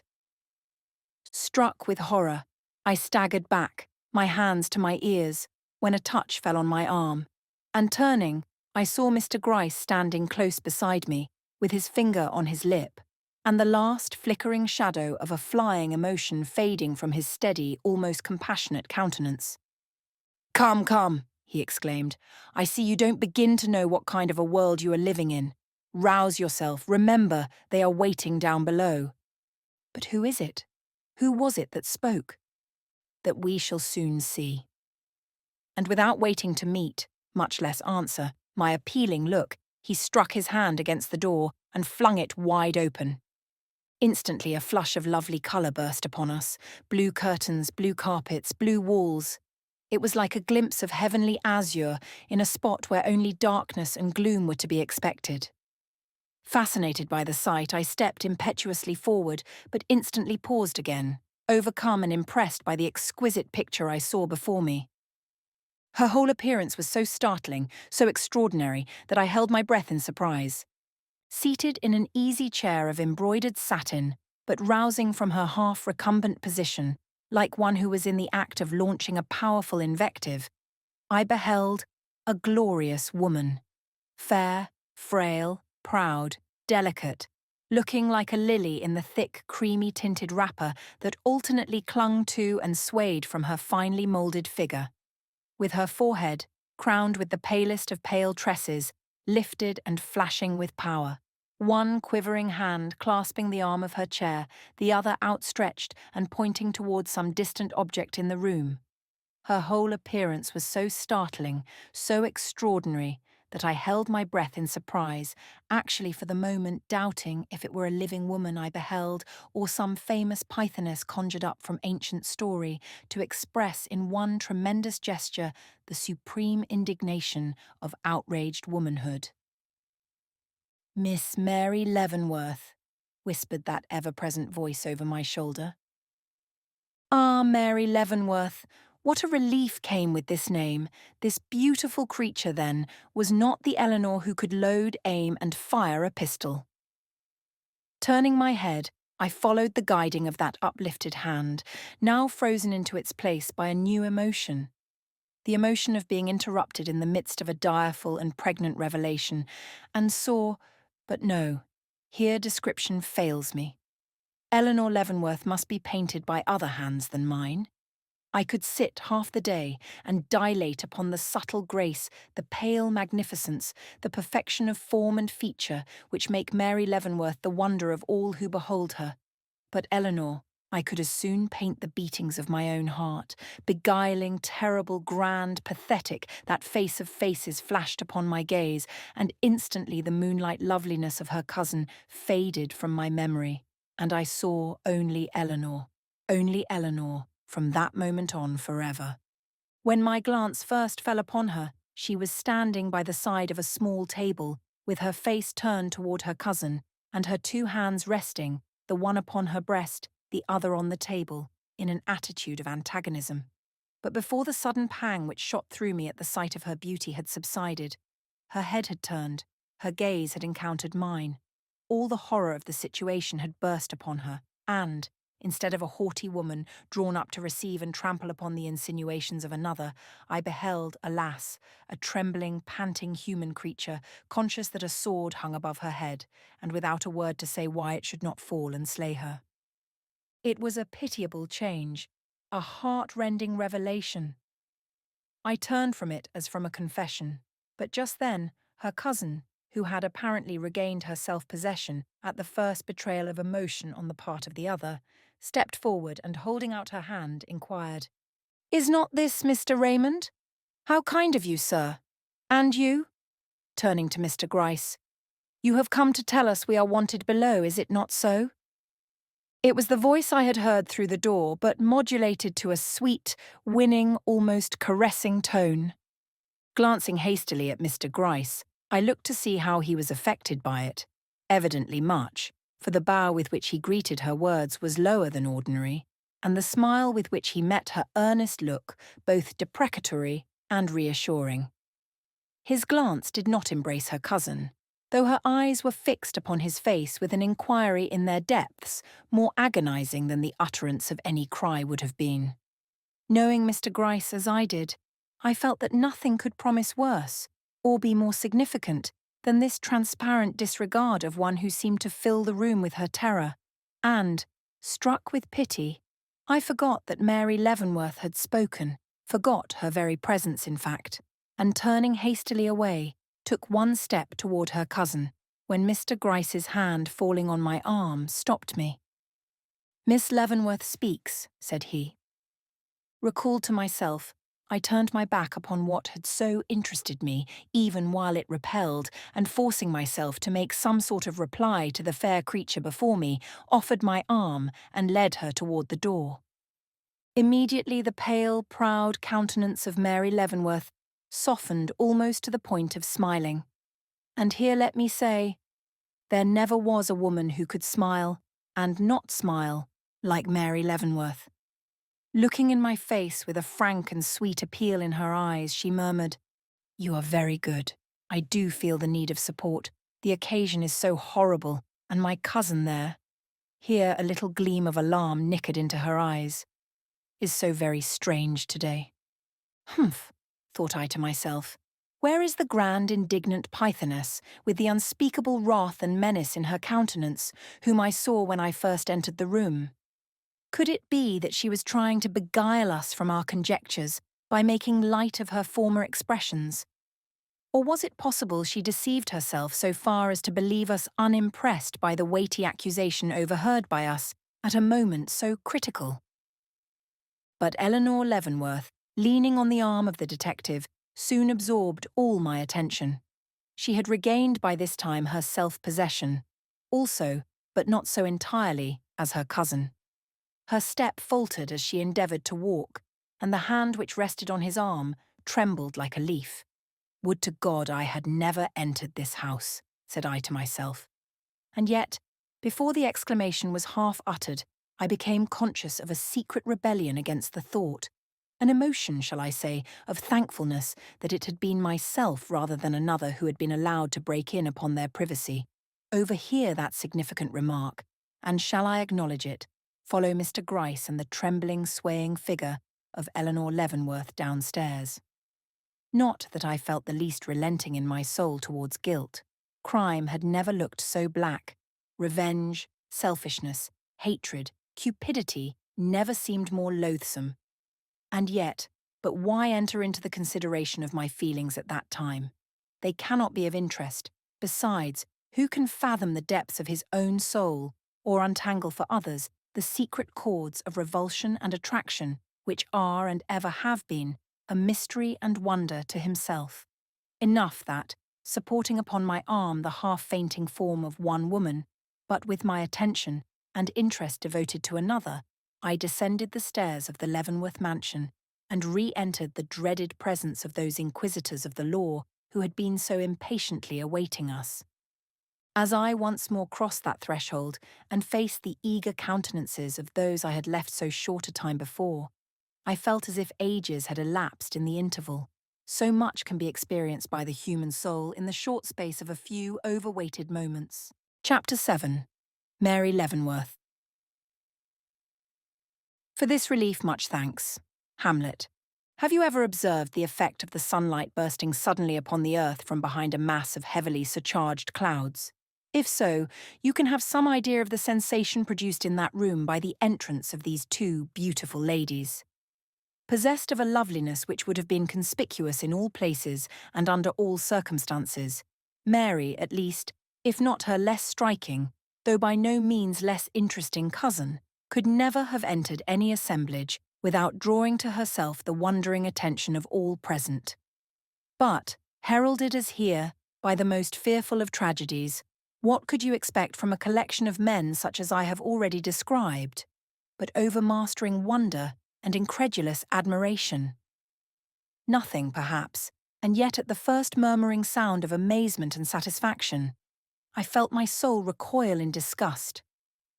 Making haste to seat my now trembling companion in the most retired spot I could find, I looked around for her cousin.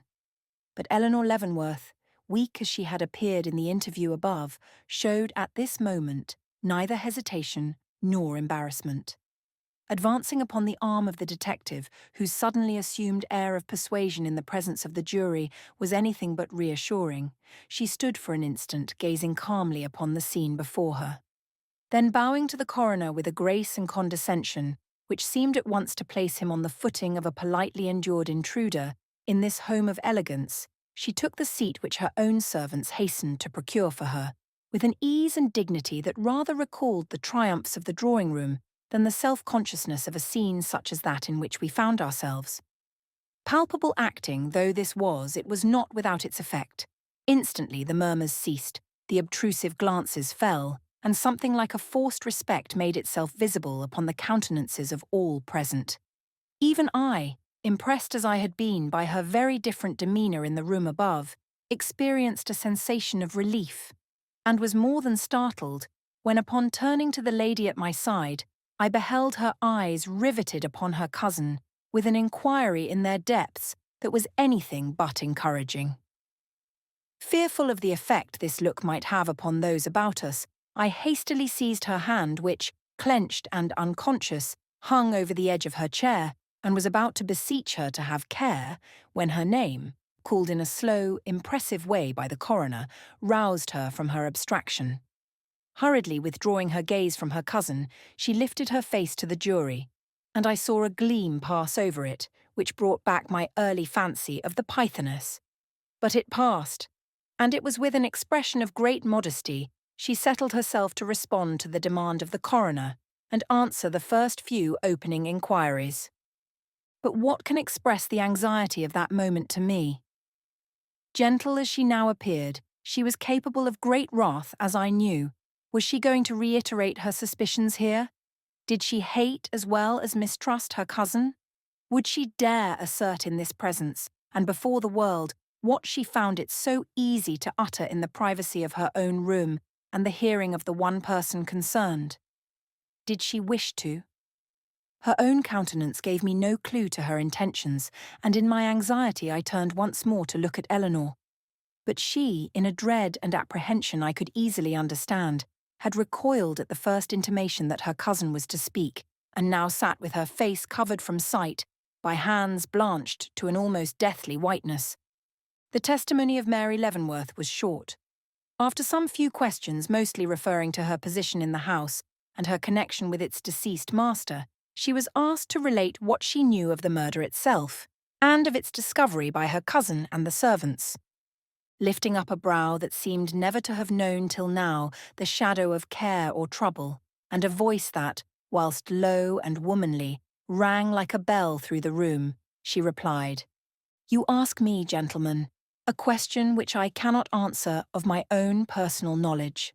I know nothing of this murder, nor of its discovery, save what has come to me through the lips of others." My heart gave a bound of relief, and I saw Eleanor Leavenworth's hands drop from her brow like stone, while a flickering gleam as of hope fled over her face and then died away like sunlight leaving marble. "For, strange as it may seem to you," Mary earnestly continued, the shadow of a past horror revisiting her countenance, "I did not enter the room where my uncle lay. I did not even think of doing so. My only impulse was to fly from what was so horrible and heartrending. But Eleanor went in, and she can tell you—" "We will question Miss Eleanor Leavenworth later," interrupted the coroner, but very gently for him. Evidently the grace and elegance of this beautiful woman were making their impression. "What we want to know is what you saw. You say you cannot tell us of anything that passed in the room at the time of the discovery?" "No, sir." "Only what occurred in the hall?" "Nothing occurred in the hall," she innocently remarked. "Did not the servants pass in from the hall and your cousin come out there after her revival from her fainting fit?" Mary Leavenworth's violet eyes opened wonderingly. "Yes, sir, but that was nothing." "You remember, however, her coming into the hall?" "Yes, sir." "With a paper in her hand?" "Paper!" And she wheeled suddenly and looked at her cousin. "Did you have a paper, Eleanor?" The moment was intense. Eleanor Leavenworth, who at the first mention of the word paper had started perceptibly, rose to her feet at this naive appeal, and opening her lips, seemed about to speak when the coroner, with a strict sense of what was regular, lifted his hand with decision and said, "You need not ask your cousin, miss, but let us hear what you have to say yourself." Immediately Eleanor Leavenworth sank back, a pink spot breaking out on either cheek, while a slight murmur testified to the disappointment of those in the room who were more anxious to have their curiosity gratified than the forms of law adhered to. Satisfied with having done his duty, and disposed to be easy with so charming a witness, the coroner repeated his question. "Tell us, if you please, if you saw any such thing in her hand." "I? Oh, no, I saw nothing." Being now questioned in relation to the events of the previous night, she had no new light to throw upon the subject. She acknowledged her uncle to have been a little reserved at dinner, but no more so than at previous times when annoyed by some business anxiety. Asked if she had seen her uncle again that evening, she said no, that she had been detained in her room, that the sight of him sitting in his seat at the head of the table was the very last remembrance she had of him. There was something so touching, so forlorn, and yet so unobtrusive in this simple recollection of hers, that a look of sympathy passed slowly around the room. I even detected Mr. Gryce softening towards the inkstand, but Eleanor Leavenworth sat unmoved. Was your uncle on ill terms with anyone? Was now asked. Had he valuable papers or secret sums of money in his possession? To all these inquiries she returned an equal negative. Has your uncle met any stranger lately or received any important letter during the last few weeks, which might seem in any way to throw light upon this mystery? There was the slightest perceptible hesitation in her voice as she replied, No, not to my knowledge. I don't know of any such. But here, stealing a side glance at Eleanor, she evidently saw something that reassured her, for she hastened to add, I believe I may go further than that and meet your question with a positive no. My uncle was in the habit of confiding in me, and I should have known if anything of importance to him had occurred. Questioned in regard to Hannah, she gave that person the best of characters, knew of nothing which could have led either to her strange disappearance or to her connection with crime, could not say whether she kept any company or had any visitors, only knew that no one with any such pretensions came to the house. Finally, when asked when she had last seen the pistol which Mr. Leavenworth always kept in his stand drawer, she returned, not since the day he bought it. Eleanor, and not herself, having the charge of her uncle's apartments. It was the only thing she had said which, even to a mind freighted like mine, would seem to point to any private doubt or secret suspicion, and this, uttered in the careless manner in which it was, would have passed without comment if Eleanor herself had not directed at that moment a very much aroused and inquiring look upon the speaker. But it was time for the inquisitive juror to make himself heard again. Edging to the brink of the chair, he drew in his breath, with a vague awe of Mary's beauty, almost ludicrous to see, and asked if she had properly considered what she had just said. I hope, sir, I consider all I am called upon to say at such a time as this, was her earnest reply. The little juror drew back, and I looked to see her examination terminate, when suddenly his ponderous colleague of the watch-chain, catching the young lady's eye, inquired, Miss Leavenworth, did your uncle ever make a will? Instantly every man in the room was in arms, and even she could not prevent the slow blush of injured pride from springing to her cheek. But her answer was given firmly, and without any show of resentment. Yes, sir, she returned simply. More than one? I never heard of but one. Are you acquainted with the contents of that will? I am. He made no secret of his intentions to anyone. The juryman lifted his eyeglass and looked at her. Her grace was little to him, or her beauty, or her elegance. Perhaps, then, you can tell me who is the one most likely to be benefited by his death? The brutality of this question was too marked to pass unchallenged.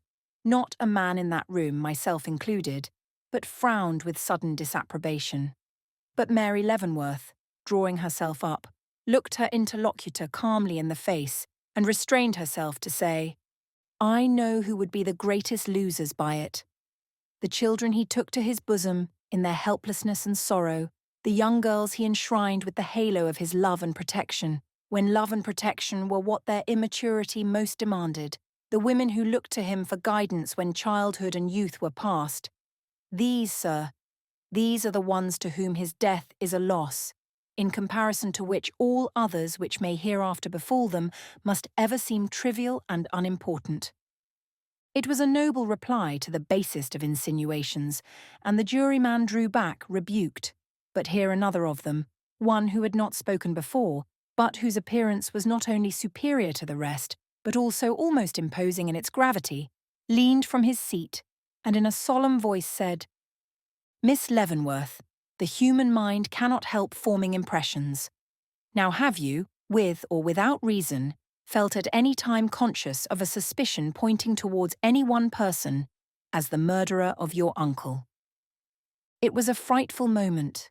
To me and to one other, I am sure it was not only frightful, but agonizing. Would her courage fail?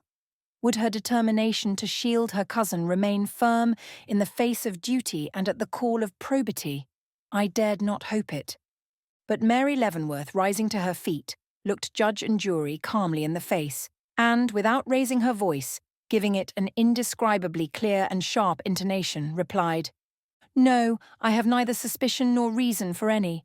The assassin of my uncle is not only entirely unknown to, but completely unsuspected by, me." It was like the removal of a stifling pressure. Amid a universal outgoing of the breath, Mary Leavenworth stood aside and Eleanor was called in her place. Chapter 8. Circumstantial Evidence. Oh, dark, dark, dark. And now that the interest was at its height, that the veil which shrouded this horrible tragedy seemed about to be lifted, if not entirely withdrawn, I felt a desire to fly the scene, to leave the spot, to know no more. Not that I was conscious of any particular fear of this woman betraying herself. The cold steadiness of her now fixed and impassive countenance was sufficient warranty in itself against the possibility of any such catastrophe.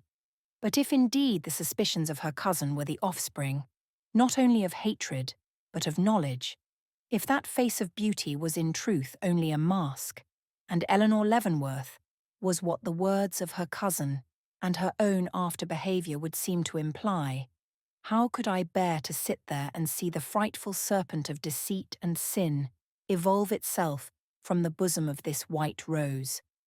And yet, such is the fascination of uncertainty that, although I saw something of my own feelings reflected in the countenances of many about me, not a man in all that assemblage showed any disposition to depart, I least of all.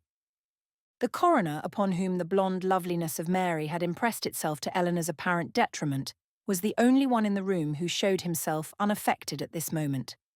Turning toward the witness with a look which, while respectful, had a touch of austerity in it, he began, "You have been an intimate of Mr. Leavenworth's family from childhood, they tell me, Miss Leavenworth." "From my 10th year," was her quiet reply. It was the first time I had heard her voice, and it surprised me. It was so like, and yet so unlike, that of her cousin. Similar in tone, it lacked its expressiveness, if I may so speak, sounding without vibration on the ear, and ceasing without an echo. "Since that time you have been treated like a daughter, they tell me?" "Yes, sir, like a daughter indeed. He was more than a father to both of us." "You and Miss Mary Leavenworth are cousins, I believe. When did she enter the family?" "At the same time I did. Our respective parents were victims of the same disaster. If it had not been for our uncle, we should have been thrown, children as we were, upon the world. But here she paused, her firm lips breaking into a half-tremble. But he, in the goodness of his heart, adopted us into his family, and gave us what we had both lost, a father and a home."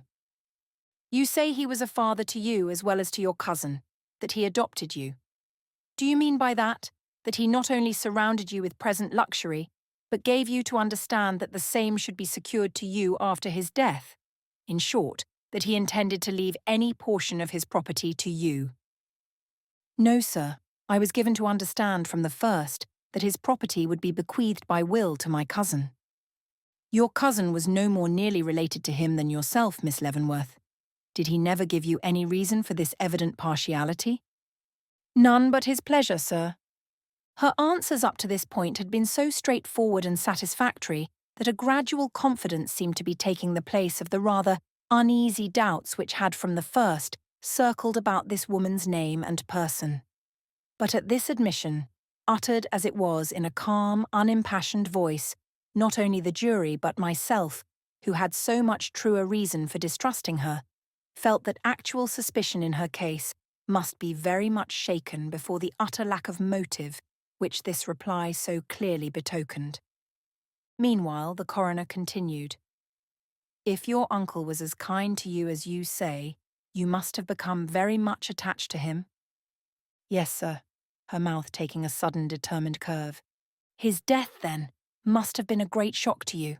"Very, very great. Enough of itself to make you faint away, as they tell me you did at the first glimpse you had of his body?"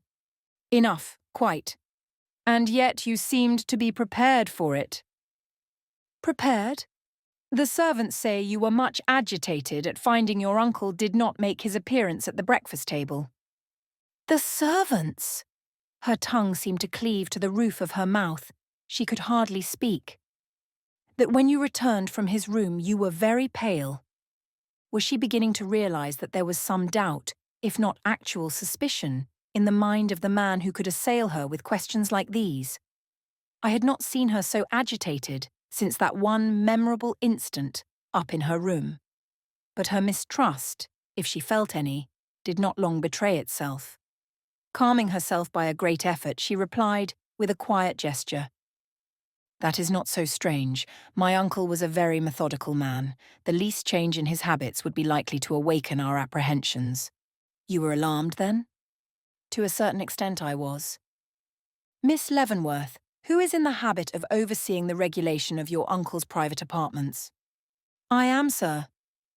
"You are doubtless, then, acquainted with a certain stand in his room containing a drawer?" "Yes, sir." "How long is it since you had occasion to go to this drawer?" "Yesterday," visibly trembling at the admission. "At what time?" "Near noon, I should judge." "Was the pistol he was accustomed to keep there in its place at the time?" "I presume so. I did not observe." "Did you turn the key upon closing the drawer?" "I did." "Take it out?" "No, sir." "Miss Leavenworth, that pistol, as you have perhaps observed, lies on the table before you. Will you look at it?" And lifting it up into view, he held it towards her. If he had meant to startle her by the sudden action, he amply succeeded. At the first sight of the murderous weapon she shrank back, and a horrified but quickly suppressed shriek burst from her lips. "Oh, no, no!" she moaned, flinging out her hands before her. "I must insist upon your looking at it, Miss Leavenworth," pursued the coroner. "When it was found just now, all the chambers were loaded."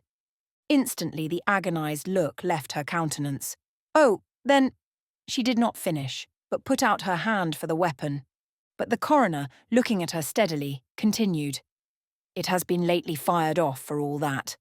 The hand that cleaned the barrel forgot the cartridge chamber, Miss Leavenworth."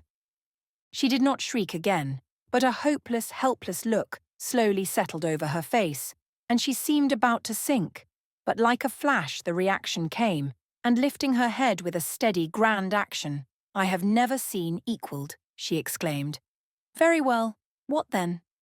The coroner laid the pistol down. Men and women glanced at each other. Everyone seemed to hesitate to proceed.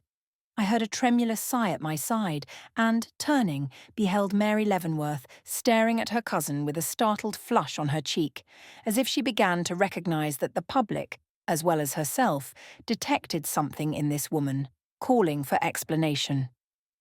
At last, the coroner summoned up courage to continue. "You ask me, Miss Leavenworth, upon the evidence given, what then? Your question obliges me to say that no burglar, no hired assassin, would have used this pistol for a murderous purpose, and then taken the pains, not only to clean it, but to reload it and lock it up again in the drawer from which he had taken it." She did not reply to this, but I saw Mr. Gryce make a note of it, with that peculiar, emphatic nod of his. "Nor," he went on even more gravely, "would it be possible for anyone who was not accustomed to pass in and out of Mr. Leavenworth's room at all hours, to enter his door so late at night, procure this pistol from its place of concealment, traverse his apartment, and advance as closely upon him as the facts show to have been necessary, without causing him at least to turn his head to one side, which, in consideration of the doctor's testimony, we cannot believe he did." It was a frightful suggestion, and we looked to see Eleanor Leavenworth recoil. But that expression of outraged feeling was left for her cousin to exhibit. Starting indignantly from her seat, Mary cast one hurried glance around her and opened her lips to speak. But Eleanor, slightly turning, motioned her to have patience, and replied in a cold and calculating voice, "You are not sure, sir, that this was done. If my uncle, for some purpose of his own, had fired the pistol off yesterday, let us say, which is surely possible, if not probable, the like results would be observed, and the same conclusions drawn."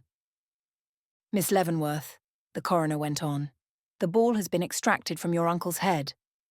Ah. It corresponds with those in the cartridges found in his stand drawer and is of the number used with this pistol.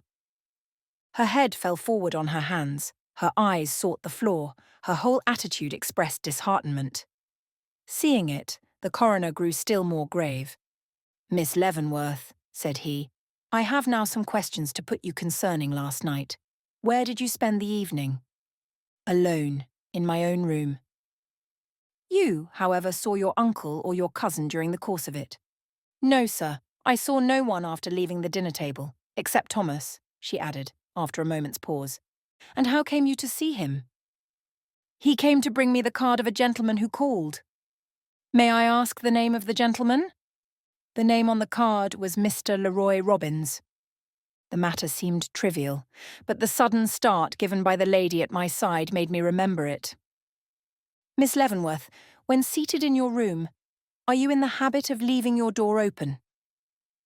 A startled look at this, quickly suppressed. Not in the habit. No, sir. Why did you leave it open last night? I was feeling warm. No other reason. I can give no other. When did you close it? Upon retiring. Was that before or after the servants went up? After.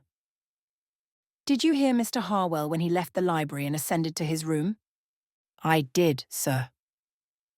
How much longer did you leave your door open after that? A few minutes. I cannot say, she added hurriedly. Cannot say? Why? Do you forget? I forget just how long after Mr. Harwell came up I closed it. Was it more than 10 minutes? Yes. More than 20? Perhaps. How pale her face was, and how she trembled. Miss Leavenworth, according to evidence, your uncle came to his death not very long after Mr. Harwell left him. If your door was open, you ought to have heard if anyone went to his room, or any pistol shot was fired. Now, did you hear anything? I heard no confusion, no, sir. Did you hear anything? Nor any pistol shot. Miss Leavenworth, excuse my persistence, but did you hear anything? I heard a door close. What door? The library door. When? I do not know. She clasped her hands hysterically. I cannot say. Why do you ask me so many questions? I leaped to my feet. She was swaying, almost fainting.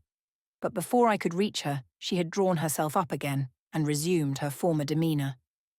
Excuse me, said she. I am not myself this morning. I beg your pardon. And she turned steadily to the coroner. What was it you asked? I asked, and his voice grew thin and high. Evidently her manner was beginning to tell against her. When it was you heard the library door shut. I cannot fix the precise time, but it was after Mr. Harwell came up and before I closed my own. And you heard no pistol shot? No, sir. The coroner cast a quick look at the jury, who almost to a man glanced aside as he did so. Miss Leavenworth, we are told that Hannah, one of the servants, started for your room late last night after some medicine. Did she come there? No, sir. When did you first learn of her remarkable disappearance from this house during the night? This morning before breakfast. Molly met me in the hall and asked how Hannah was. I thought the inquiry a strange one, and naturally questioned her. A moment's talk made the conclusion plain that the girl was gone. What did you think when you became assured of this fact? I did not know what to think. No suspicion of foul play crossed your mind? No, sir. You did not connect the fact with that of your uncle's murder? I did not know of this murder then, and afterwards. Oh, some thought of the possibility of her knowing something about it may have crossed my mind. I cannot say. Can you tell us anything of this girl's past history? I can tell you no more in regard to it than my cousin has done. Do you not know what made her sad at night? Her cheek flushed angrily. Was it at his tone or at the question itself? No, sir. She never confided her secrets to my keeping. Then you cannot tell us where she would be likely to go upon leaving this house? Certainly not. Miss Leavenworth, we are obliged to put another question to you. We are told it was by your order your uncle's body was removed from where it was found, into the next room. She bowed her head. Didn't you know it to be improper for you or anyone else to disturb the body of a person found dead, except in the presence and under the authority of the proper officer? I did not consult my knowledge, sir, in regard to the subject, only my feelings. Then I suppose it was your feelings which prompted you to remain standing by the table at which he was murdered, instead of following the body in and seeing it properly deposited. Or perhaps, he went on, with relentless sarcasm, you were too much interested just then in the piece of paper you took away to think much of the proprieties of the occasion. Paper? Lifting her head with determination. Who says I took a piece of paper from the table? One witness has sworn to seeing you bend over the table upon which several papers lay strewn, another to meeting you a few minutes later in the hall just as you were putting a piece of paper into your pocket. The inference follows, Miss Leavenworth.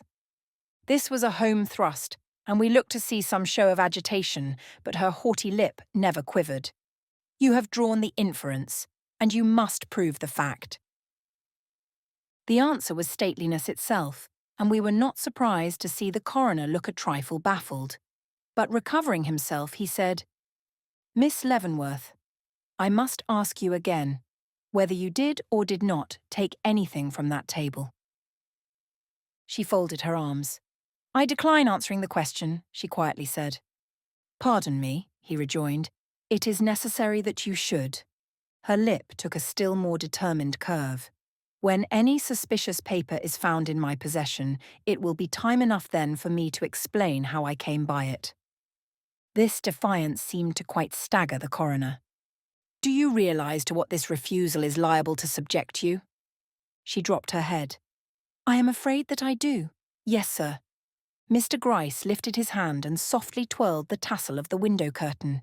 And you still persist? She absolutely disdained to reply. The coroner did not press it further.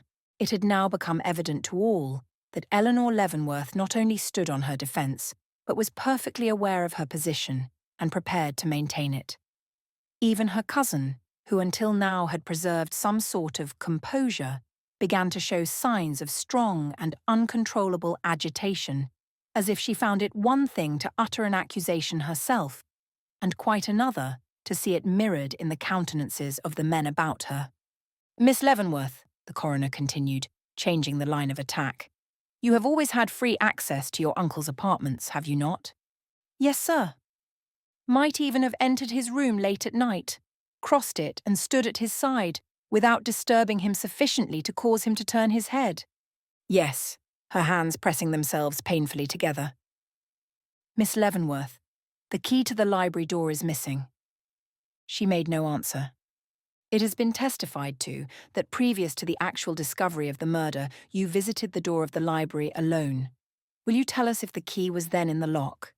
It was not. Are you certain? I am. Now, was there anything peculiar about this key, either in size or shape?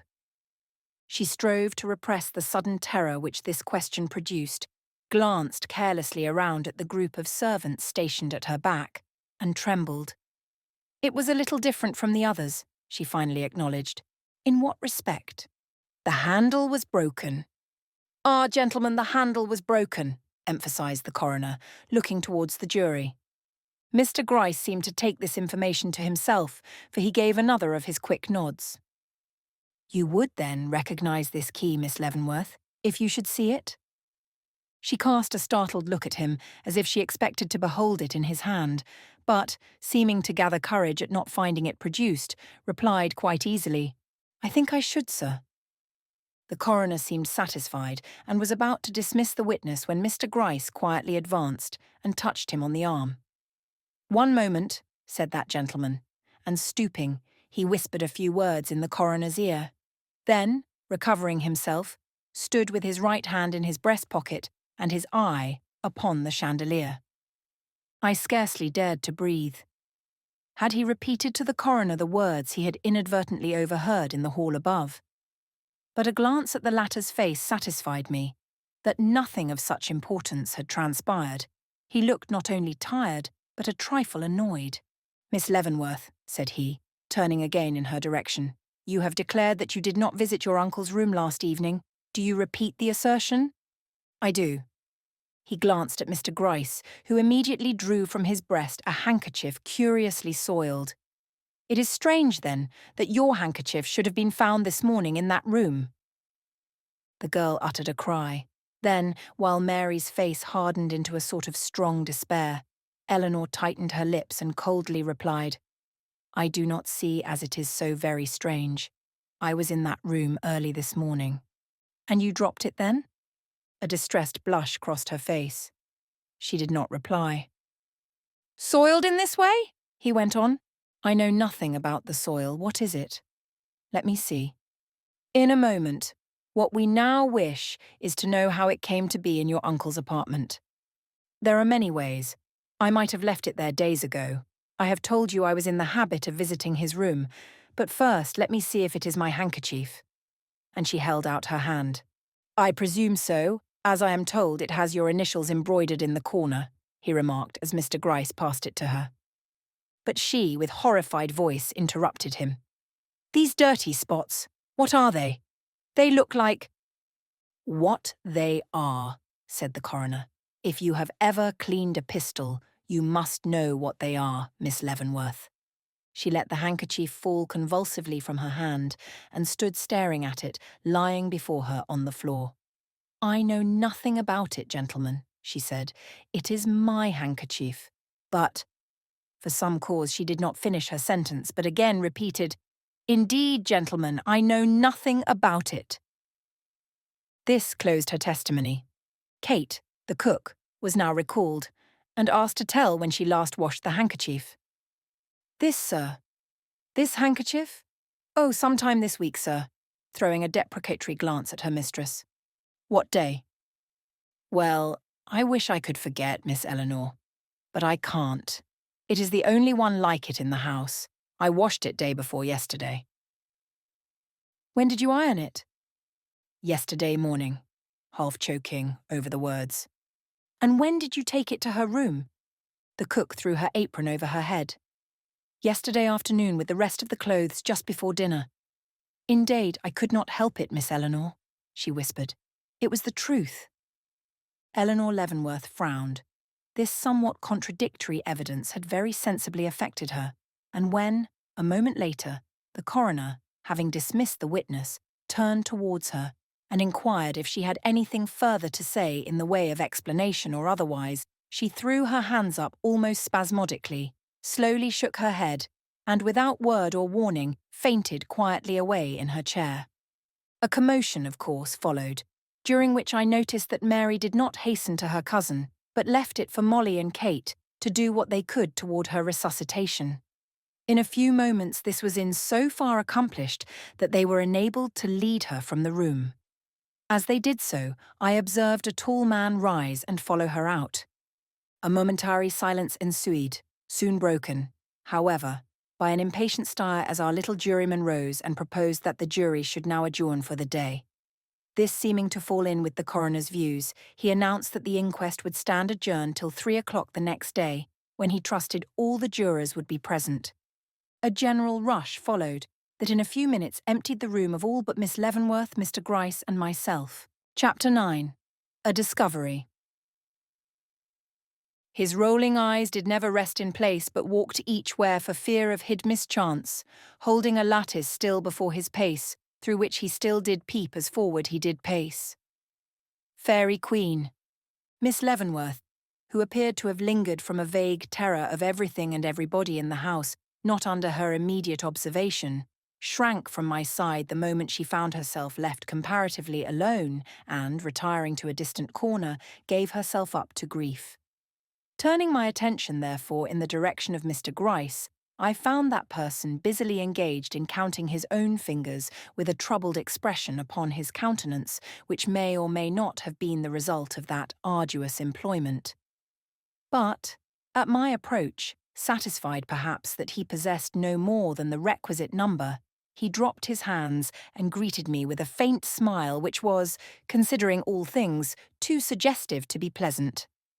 Well, said I, taking my stand before him, I cannot blame you. You had a right to do as you thought best. But how had you the heart?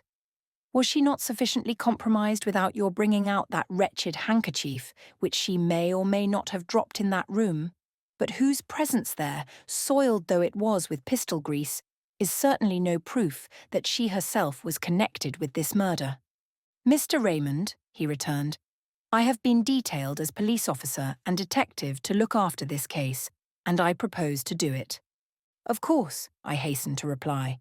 I am the last man to wish you to shirk your duty, but you cannot have the temerity to declare that this young and tender creature can by any possibility be considered as at all likely to be implicated in a crime so monstrous and unnatural. The mere assertion of another woman's suspicions on the subject ought not. But here Mr. Gryce interrupted me. You talk when your attention should be directed to more important matters. That other woman, as you are pleased to designate the fairest ornament of New York society, sits over there in tears. Go and comfort her. Looking at him in amazement, I hesitated to comply, but, seeing he was in earnest, crossed to Mary Leavenworth and sat down by her side. She was weeping, but in a slow, unconscious way, as if grief had been mastered by fear. The fear was too undisguised, and the grief too natural for me to doubt the genuineness of either. Miss Leavenworth, said I, any attempt at consolation on the part of a stranger must seem at a time like this the most bitter of mockeries. But do try and consider that circumstantial evidence is not always absolute proof. Starting with surprise, she turned her eyes upon me with a slow, comprehensive gaze, wonderful to see in orbs so tender and womanly. No, she repeated. Circumstantial evidence is not absolute proof, but Eleanor does not know this. She is so intense, she cannot see but one thing at a time. She has been running her head into a noose and, oh! Pausing, she clutched my arm with a passionate grasp. Do you think there is any danger? Will they— She could not go on. Miss Leavenworth, I protested with a warning look toward the detective. What do you mean? Like a flash, her glance followed mine, an instant change taking place in her bearing. Your cousin may be intense, I went on, as if nothing had occurred. But I do not know to what you refer when you say she has been running her head into a noose. I mean this, she firmly returned, that, wittingly or unwittingly, she has so parried and met the questions which have been put to her in this room that anyone listening to her would give her the credit of knowing more than she ought to of this horrible affair. She acts, Mary whispered, but not so low but that every word could be distinctly heard in all quarters of the room, as if she were anxious to conceal something. But she is not, I am sure she is not. Eleanor and I are not good friends, but all the world can never make me believe she has any more knowledge of this murder than I have. Won't somebody tell her then, won't you, that her manner is a mistake, that it is calculated to arouse suspicion, that it has already done so? And oh, don't forget to add, her voice sinking to a decided whisper now, what you have just repeated to me, that circumstantial evidence is not always absolute proof. I surveyed her with great astonishment. What an actress this woman was! You request me to tell her this, said I. Wouldn't it be better for you to speak to her yourself? Eleanor and I hold little or no confidential communication, she replied. I could easily believe this, and yet I was puzzled. Indeed, there was something incomprehensible in her whole manner. Not knowing what else to say, I remarked, that is unfortunate. She ought to be told that the straightforward course is the best by all means. Mary Leavenworth only wept. Oh, why has this awful trouble come to me, who have always been so happy before? Perhaps for the very reason that you have always been so happy. It was not enough for dear uncle to die in this horrible manner, but she, my own cousin, had to— I touched her arm, and the action seemed to recall her to herself. Stopping short, she bit her lip. Miss Leavenworth, I whispered, you should hope for the best. Besides, I honestly believe you to be disturbing yourself unnecessarily. If nothing fresh transpires, a mere prevarication or so of your cousin's will not suffice to injure her. I said this to see if she had any reason to doubt the future. I was amply rewarded. Anything fresh? How could there be anything fresh when she is perfectly innocent? Suddenly a thought seemed to strike her. Wheeling round in her seat till her lovely perfumed wrapper brushed my knee, she asked, "Why didn't they ask me more questions? I could have told them Eleanor never left her room last night." "You could?" What was I to think of this woman? "Yes, my room is nearer the head of the stairs than hers. If she had passed my door, I should have heard her, don't you see?" Ah, that was all. "That does not follow," I answered sadly. "Can you give no other reason?" "I would say whatever was necessary," she whispered. I started back. Yes, this woman would lie now to save her cousin, had lied during the inquest, but then I felt grateful, and now I was simply horrified. "Miss Leavenworth," said I, "nothing can justify one in violating the dictates of his own conscience, not even the safety of one we do not altogether love." "No?" she returned, and her lip took a tremulous curve, the lovely bosom heaved, and she softly looked away. If Eleanor's beauty had made less of an impression on my fancy, or her frightful situation awakened less anxiety in my breast, I should have been a lost man from that moment. "I did not mean to do anything very wrong," Miss Leavenworth continued. "Do not think too badly of me." "No, no," said I, "and there is not a man living who would not have said the same in my place. What more might have passed between us on this subject I cannot say, for just then the door opened and a man entered whom I recognised as the one who had followed Eleanor Leavenworth out a short time before. "Mr. Gryce," said he, pausing just inside the door. "A word, if you please." The detective nodded, but did not hasten towards him. Instead of that, he walked deliberately away to the other end of the room, where he lifted the lid of an inkstand he saw there, muttered some unintelligible words into it, and speedily shut it again. Immediately the uncanny fancy seized me that if I should leap to that inkstand, open it, and peer in, I should surprise and capture the bit of confidence he had entrusted to it. But I restrained my foolish impulse and contented myself with noting the subdued look of respect with which the gaunt subordinate watched the approach of his superior. "Well?" inquired the latter as he reached him. "What now?" The man shrugged his shoulders and drew his principal through the open door. Once in the hall, their voices sank to a whisper, and as their backs only were visible, I turned to look at my companion. She was pale but composed. "Has he come from Eleanor?" "I do not know. I fear so. Miss Leavenworth," I proceeded, "can it be possible that your cousin has anything in her possession she desires to conceal?" "Then you think she is trying to conceal something?" "I do not say so, but there was considerable talk about a paper—" "They will never find any paper or anything else suspicious in Eleanor's possession," Mary interrupted. "In the first place, there was no paper of importance enough." I saw Mr. Gryce's form suddenly stiffen. "For anyone to attempt its abstraction and concealment." "Can you be sure of that? May not your cousin be acquainted with something—" "There was nothing to be acquainted with, Mr. Raymond. We lived the most methodical and domestic of lives. I cannot understand, for my part, why so much should be made out of this. My uncle undoubtedly came to his death by the hand of some intended burglar. That nothing was stolen from the house is no proof that a burglar never entered it.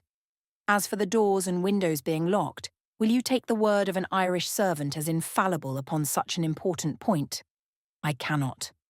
I believe the assassin to be one of a gang who make their living by breaking into houses. And if you cannot honestly agree with me, do try and consider such an explanation as possible. If not for the sake of the family credit, why then? And she turned her face with all its fair beauty upon mine, eyes, cheeks, mouth, all so exquisite and winsome. Why then, for mine?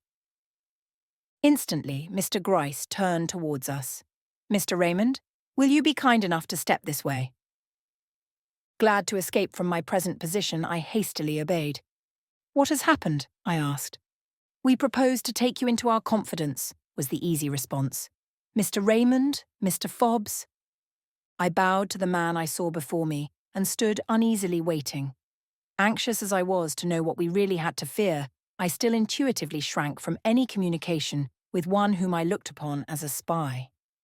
"A matter of some importance," resumed the detective. "It is not necessary for me to remind you that it is in confidence, is it?" "No." "I thought not. Mr. Fobbs, you may proceed." Instantly, the whole appearance of the man Fobbs changed. Assuming an expression of lofty importance, he laid his large hand outspread upon his heart and commenced. Detailed by Mr. Gryce to watch the movements of Miss Eleanor Leavenworth, I left this room upon her departure from it, and followed her and the two servants who conducted her upstairs to her own apartment. Once there— Mr. Gryce interrupted him. "Once there? Where?" "Her own room, sir." "Where situated?" "At the head of the stairs." "That is not her room. Go on." "Not her room? Then it was the fire she was after," he cried, clapping himself on the knee. "The fire—" "Excuse me. I am ahead of my story. She did not appear to notice me much, though I was right behind her. It was not until she had reached the door of this room, which was not her room," he interpolated dramatically, and turned to dismiss her servants, that she seemed conscious of having been followed. Eyeing me then with an air of great dignity, quickly eclipsed, however, by an expression of patient endurance, she walked in, leaving the door open behind her in a courteous way I cannot sufficiently commend. I could not help frowning. Honest as the man appeared, this was evidently anything but a sore subject with him. Observing me frown, he softened his manner. Not seeing any other way of keeping her under my eye, except by entering the room, I followed her in and took a seat in a remote corner. She flashed one look at me as I did so, and commenced pacing the floor in a restless kind of way I'm not altogether unused to. At last she stopped abruptly, right in the middle of the room. "Get me a glass of water," she gasped. "I'm faint again. Quick, on the stand in the corner." Now, in order to get that glass of water, it was necessary for me to pass behind a dressing mirror that reached almost to the ceiling, and I naturally hesitated. But she turned and looked at me, and— well, gentlemen, I think either of you would have hastened to do what she asked, or at least, with a doubtful look at Mr. Gryce, have given your 2 ears for the privilege, even if you didn't succumb to the temptation. "Well, well!" exclaimed Mr. Gryce impatiently. "She was fumbling with the waist of her dress in a way to convince me she had something concealed there which she was anxious to dispose of." "I am going on," said he. I stepped out of sight then for a moment, but it seemed long enough for her purpose, for when I emerged, glass in hand, she was kneeling at the grate full 5 feet from the spot where she had been standing, and was fumbling with the waist of her dress in a way to convince me she had something concealed there which she was anxious to dispose of. I eyed her pretty closely as I handed her the glass of water, but she was gazing into the grate and didn't appear to notice. Drinking barely a drop, she gave it back, and in another moment was holding out her hands over the fire. "Oh, I am so cold," she cried, "so cold." And I verily believe she was. At any rate, she shivered most naturally. But there were a few dying embers in the grate, and when I saw her thrust her hand again into the folds of her dress, I became distrustful of her intentions, and drawing a step nearer, looked over her shoulder, when I distinctly saw her drop something into the grate that clinked as it fell. Suspecting what it was, I was about to interfere, when she sprang to her feet, seized the scuttle of coal that was upon the hearth, and with one move emptied the whole upon the dying embers. "I want a fire," she cried, "a fire." "That is hardly the way to make one," I returned, carefully taking the coal out with my hands piece by piece and putting it back into the scuttle till— "Till what?" I asked, seeing him and Mr. Gryce exchange a hurried look. "Till I found this," opening his large hand and showing me a broken-handled key. Chapter 10. Mr. Gryce receives new impetus. "There's nothing ill can dwell in such a temple." Tempest. This astounding discovery made a most unhappy impression upon me. It was true, then. Eleanor the beautiful, the lovesome, was— could not finish the sentence, even in the silence of my own mind. "You look surprised," said Mr. Gryce, glancing curiously towards the key. "Now I ain't. A woman does not thrill, blush, equivocate, and faint for nothing, especially such a woman as Miss Leavenworth. A woman who could do such a deed would be the last to thrill, equivocate, and faint," I retorted. "Give me the key. Let me see it." He complacently put it in my hand. "It is the one we want. No getting out of that." I returned it. "If she declares herself innocent, I will believe her." He stared with great amazement. "You have strong faith in the women," he laughed. "I hope they will never disappoint you." I had no reply for this, and a short silence ensued, first broken by Mr. Gryce. "There is but one thing left to do," said he. "Fobbs, you will have to request Miss Leavenworth to come down. Do not alarm her. Only see that she comes. To the reception room," he added, as the man drew off. No sooner were we left alone than I made a move to return to Mary, but he stopped me. "Come and see it out," he whispered. "She will be down in a moment. See it out. You had best." Glancing back, I hesitated, but the prospect of beholding Eleanor again drew me, in spite of myself. Telling him to wait, I returned to Mary's side to make my excuses. "What is the matter? What has occurred?" she breathlessly asked. "Nothing as yet to disturb you much. Do not be alarmed." But my face betrayed me. "There is something," said she. "Your cousin is coming down." "Down here?" And she shrank visibly. "No, to the reception room." "I do not understand. It is all dreadful, and no one tells me anything." "I pray God there may be nothing to tell. Judging from your present faith in your cousin, there will not be. Take comfort then, and be assured I will inform you if anything occurs which you ought to know." Giving her a look of encouragement, I left her crushed against the crimson pillows of the sofa on which she sat, and rejoined Mr. Gryce. We had scarcely entered the reception room when Eleanor Leavenworth came in. More languid than she was an hour before, but haughty still, she slowly advanced, and, meeting my eye, gently bent her head.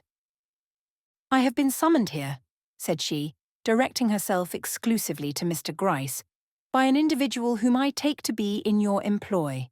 If so, may I request you to make your wishes known at once, as I am quite exhausted, and am in great need of rest."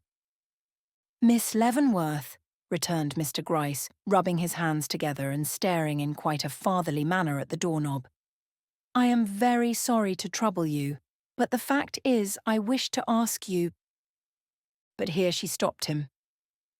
"Anything in regard to the key, which that man has doubtless told you he saw me drop into the ashes?" "Yes, miss." "Then I must refuse to answer any questions concerning it. I have nothing to say on the subject, unless it is this," giving him a look full of suffering but full of a certain sort of courage too, "that he was right if he told you I had the key in hiding about my person, and that I attempted to conceal it in the ashes of the grate. Still, miss—" But she had already withdrawn to the door. "I pray you to excuse me," said she. "No argument you could advance would make any difference in my determination, therefore it would be but a waste of energy on your part to attempt any." And, with a flitting glance in my direction, not without its appeal, she quietly left the room. For a moment Mr. Gryce stood gazing after her with a look of great interest. Then, bowing with almost exaggerated homage, he hastily followed her out. I had scarcely recovered from the surprise occasioned by this unexpected movement when a quick step was heard in the hall, and Mary, flushed and anxious, appeared at my side. "What is it?" she inquired. "What has Eleanor been saying?" "Alas," I answered, "she has not said anything. That is the trouble, Miss Leavenworth. Your cousin preserves a reticence upon certain points very painful to witness. She ought to understand that if she persists in doing this, that—" "That what?" There was no mistaking the deep anxiety prompting this question. "That she cannot avoid the trouble that will ensue." For a moment she stood gazing at me, with great horror-stricken, incredulous eyes. Then, sinking back into a chair, flung her hands over her face with the cry, "Oh, why were we ever born? Why were we allowed to live? Why did we not perish with those who gave us birth?" In the face of anguish like this, I could not keep still. "Dear Miss Leavenworth," I essayed, "there is no cause for such despair as this. The future looks dark, but not impenetrable. Your cousin will listen to reason, and in explaining—" But she, deaf to my words, had again risen to her feet and stood before me in an attitude almost appalling. "Some women in my position would go mad, mad, mad." I surveyed her with growing wonder. I thought I knew what she meant. She was conscious of having given the cue which had led to this suspicion of her cousin, and that in this way the trouble which hung over their heads was of her own making. I endeavoured to soothe her, but my efforts were all unavailing. Absorbed in her own anguish, she paid but little attention to me. Satisfied at last that I could do nothing more for her, I turned to go. The movement seemed to arouse her. "I am sorry to leave," said I. "Without having afforded you any comfort, believe me, I am very anxious to assist you. Is there no one I can send to your side, no woman friend or relative? It is sad to leave you alone in this house at such a time." "And do you expect me to remain here? Why, I should die. Here tonight?" And the long shudders shook her very frame. "It is not at all necessary for you to do so, Miss Leavenworth," broke in a bland voice over our shoulders. I turned with a start. Mr. Gryce was not only at our back, but had evidently been there for some moments. Seated near the door, one hand in his pocket, the other caressing the arm of his chair, he met our gaze with a sidelong smile that seemed at once to beg pardon for the intrusion, and to assure us it was made with no unworthy motive. "Everything will be properly looked after, miss. You can leave with perfect safety." I expected to see her resent this interference, but instead of that, she manifested a certain satisfaction in beholding him there. Drawing me to one side, she whispered, "You think this Mr. Gryce very clever, do you not?" "Well," I cautiously replied, "he ought to be to hold the position he does. The authorities evidently repose great confidence in him." Now, stepping from my side as suddenly as she had approached it, she crossed the room and stood before Mr. Gryce. "Sir," said she, gazing at him with a glance of entreaty, "I hear you have great talents, that you can ferret out the real criminal from a score of doubtful characters, and that nothing can escape the penetration of your eye. If this is so, have pity on two orphan girls, suddenly bereft of their guardian and protector, and use your acknowledged skill in finding out who has committed this crime. It would be folly in me to endeavour to hide from you that my cousin in her testimony has given cause for suspicion. But I here declare her to be as innocent of wrong as I am, and I am only endeavouring to turn the eye of justice from the guiltless to the guilty when I entreat you to look elsewhere for the culprit who committed this deed." Pausing, she held her two hands out before him. "It must have been some common burglar or desperado. Can you not bring him, then, to justice?" Her attitude was so touching, her whole appearance so earnest and appealing, that I saw Mr. Gryce's countenance brim with suppressed emotion, though his eye never left the coffee urn upon which it had fixed itself at her first approach. "You must find out. You can," she went on. "Hannah, the girl who is gone, must know all about it. Search for her, ransack the city, do anything. My property is at your disposal. I will offer a large reward for the detection of the burglar who did this deed." Mr. Gryce slowly rose. "Miss Leavenworth," he began, and stopped. The man was actually agitated. "Miss Leavenworth, I did not need your very touching appeal to incite me to my utmost duty in this case. Personal and professional pride were in themselves sufficient. But since you have honoured me with this expression of your wishes, I will not conceal from you that I shall feel a certain increased interest in the affair from this hour. What mortal man can do, I will do, and if in 1 month from this day I do not come to you for my reward, Ebenezer Gryce is not the man I have always taken him to be." "And Eleanor?" "We will mention no names," said he, gently waving his hand to and fro. A few minutes later, I left the house with Miss Leavenworth, she having expressed a wish to have me accompany her to the home of her friend, Mrs. Gilbert, with whom she had decided to take refuge. As we rolled down the street in the carriage Mr. Gryce had been kind enough to provide for us, I noticed my companion cast a look of regret behind her. as if she could not help feeling some compunctions at this desertion of her cousin. But this expression was soon changed for the alert look of one who dreads to see a certain face start up from some unknown quarter, glancing up and down the street, peering furtively into doorways as we passed, starting and trembling if a sudden figure appeared on the curbstone. She did not seem to breathe with perfect ease till we had left the avenue behind us and entered upon 37th Street. Then, all at once, her natural colour returned, and leaning gently toward me, she asked if I had a pencil and piece of paper I could give her. I fortunately possessed both. Handing them to her, I watched her with some little curiosity while she wrote 2 or 3 lines, wondering she could choose such a time and place for the purpose. "A little note I wished to send," she explained, glancing at the almost illegible scrawl with an expression of doubt. "Couldn't you stop the carriage a moment while I direct it?" I did so, and in another instant the leaf which I had torn from my notebook was folded, directed and sealed with a stamp which she had taken from her own pocketbook. "That is a crazy-looking epistle," she muttered, as she laid it, direction downwards, in her lap.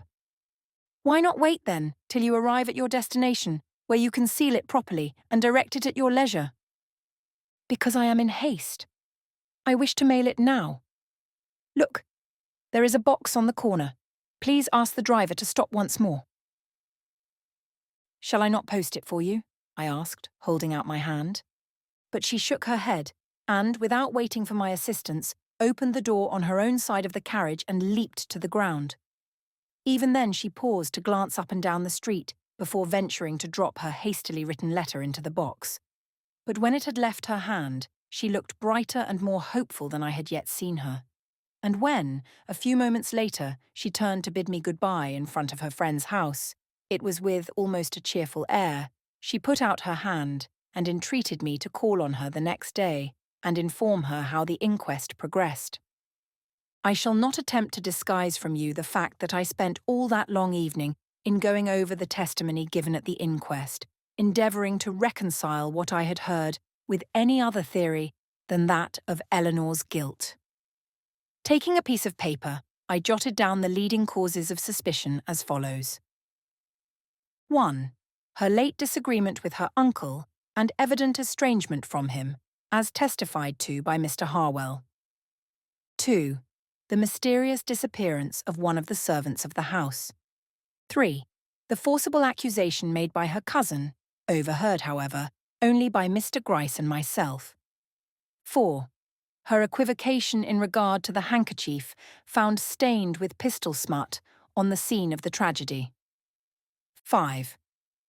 Her refusal to speak in regard to the paper which she was supposed to have taken from Mr. Leavenworth's table immediately upon the removal of the body. 6. The finding of the library key in her possession.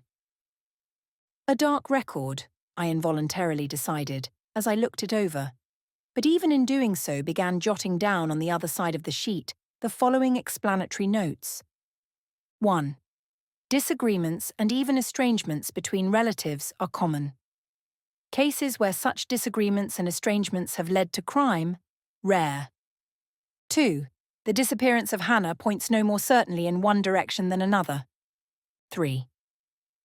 If Mary's private accusation of her cousin was forcible and convincing, her public declaration that she neither knew nor suspected who might be the author of this crime was equally so. To be sure, the former possessed the advantage of being uttered spontaneously. But it was likewise true that it was spoken under momentary excitement, without foresight of the consequences, and possibly without due consideration of the facts. 4. 5. An innocent man or woman under the influence of terror will often equivocate in regard to matters that seem to criminate them. But the key? What could I say to that? Nothing. With that key in her possession and unexplained, Eleanor Leavenworth stood in an attitude of suspicion which even I felt forced to recognize. Brought to this point, I thrust the paper into my pocket and took up the Evening Express. Instantly my eye fell upon these words. Shocking murder. Mr. Leavenworth, the well-known millionaire, found dead in his room. No clue to the perpetrator of the deed. The awful crime committed with a pistol, extraordinary features of the affair. Ah, here at least was one comfort. Her name was not yet mentioned as that of a suspected party. But what might not the morrow bring? I thought of Mr. Gryce's expressive look as he handed me that key, and shuddered. She must be innocent. She cannot be otherwise, I reiterated to myself, and then pausing, asked what warranty I had of this. Only her beautiful face, only her beautiful face. Abashed, I dropped the newspaper and went downstairs just as a telegraph boy arrived with a message from Mr. Veeley. It was signed by the proprietor of the hotel at which Mr. Veeley was then stopping, and ran thus: Washington, D.C. Mr. Everett Raymond. Mr. Veeley is lying at my house ill. Have not shown him telegram fearing results. Will do so as soon as advisable. Thomas Loworthy. I went in musing. Why this sudden sensation of relief on my part? Could it be that I had unconsciously been guilty of cherishing a latent dread of my senior's return? Why? Who else could know so well the secret springs which governed this family? Who else could so effectually put me upon the right track? Was it possible that I, Everett Raymond, hesitated to know the truth in any case? No, that should never be said. And sitting down again, I drew out the memoranda I had made, and looking them carefully over, wrote against number 6 the word suspicious in good round characters. There. No one could say, after that, I had allowed myself to be blinded by a bewitching face from seeing what, in a woman with no claims to comeliness, would be considered at once an almost indubitable evidence of guilt. And yet, after it was all done, I found myself repeating aloud as I gazed at it, "If she declares herself innocent, I will believe her." So completely are we the creatures of our own predilections. Chapter 11. The Summons. The Pink of Courtesy, Romeo and Juliet. The morning papers contained a more detailed account of the murder than those of the evening before, but, to my great relief, in none of them was Eleanor's name mentioned in the connection I most dreaded. The final paragraph in the Times ran thus: "The detectives are upon the track of the missing girl Hannah." And in the Herald I read the following notice: "A liberal reward will be given by the relatives of Horatio Leavenworth Eskenazi, deceased, for any news of the whereabouts of one Hannah Chester, disappeared from the house, 5th Avenue, since the evening of March 4th. Said girl was of Irish extraction, in age about 25, and may be known by the following characteristics: form tall and slender, hair dark brown with a tinge of red, complexion fresh, features delicate and well made, hands small, but with the fingers much pricked by the use of the needle, feet large, and of a coarser type than the hands. She had on when last seen a checked gingham dress, brown and white, and was supposed to have wrapped herself in a red and green blanket shawl, very old. Beside the above distinctive marks, she had upon her right-hand wrist the scar of a large burn, also a pit or two of smallpox upon the left temple." This paragraph turned my thoughts in a new direction. Oddly enough, I had expended very little thought upon this girl, and yet how apparent it was that she was the one person upon whose testimony, if given, the whole case in reality hinged. I could not agree with those who considered her as personally implicated in the murder. An accomplice, conscious of what was before her, would have hid in her pockets whatever money she possessed. But the roll of bills found in Hannah's trunk proved her to have left too hurriedly for this precaution. On the other hand, if this girl had come unexpectedly upon the assassin at his work, how could she have been hustled from the house without creating a disturbance loud enough to have been heard by the ladies, one of whom had her door open? An innocent girl's first impulse upon such an occasion would have been to scream, and yet no scream was heard. She simply disappeared. What were we to think then? That the person seen by her was one both known and trusted? I would not consider such a possibility, so laying down the paper I endeavoured to put away all further consideration of the affair till I had acquired more facts upon which to base the theory. But who can control his thoughts when over-excited upon any one theme? all the morning I found myself turning the case over in my mind, arriving ever at one of two conclusions. Hannah Chester must be found, or Eleanor Leavenworth must explain when and by what means the key of the library door came into her possession. At 2 o'clock I started from my office to attend the inquest, but being delayed on the way, missed arriving at the house until after the delivery of the verdict. This was a disappointment to me, especially as by these means I lost the opportunity of seeing Eleanor Leavenworth, she having retired to her room immediately upon the dismissal of the jury. But Mr. Harwell was visible, and from him I heard what the verdict had been. Death by means of a pistol shot from the hand of some person unknown. The result of the inquest was a great relief to me. I had feared worse.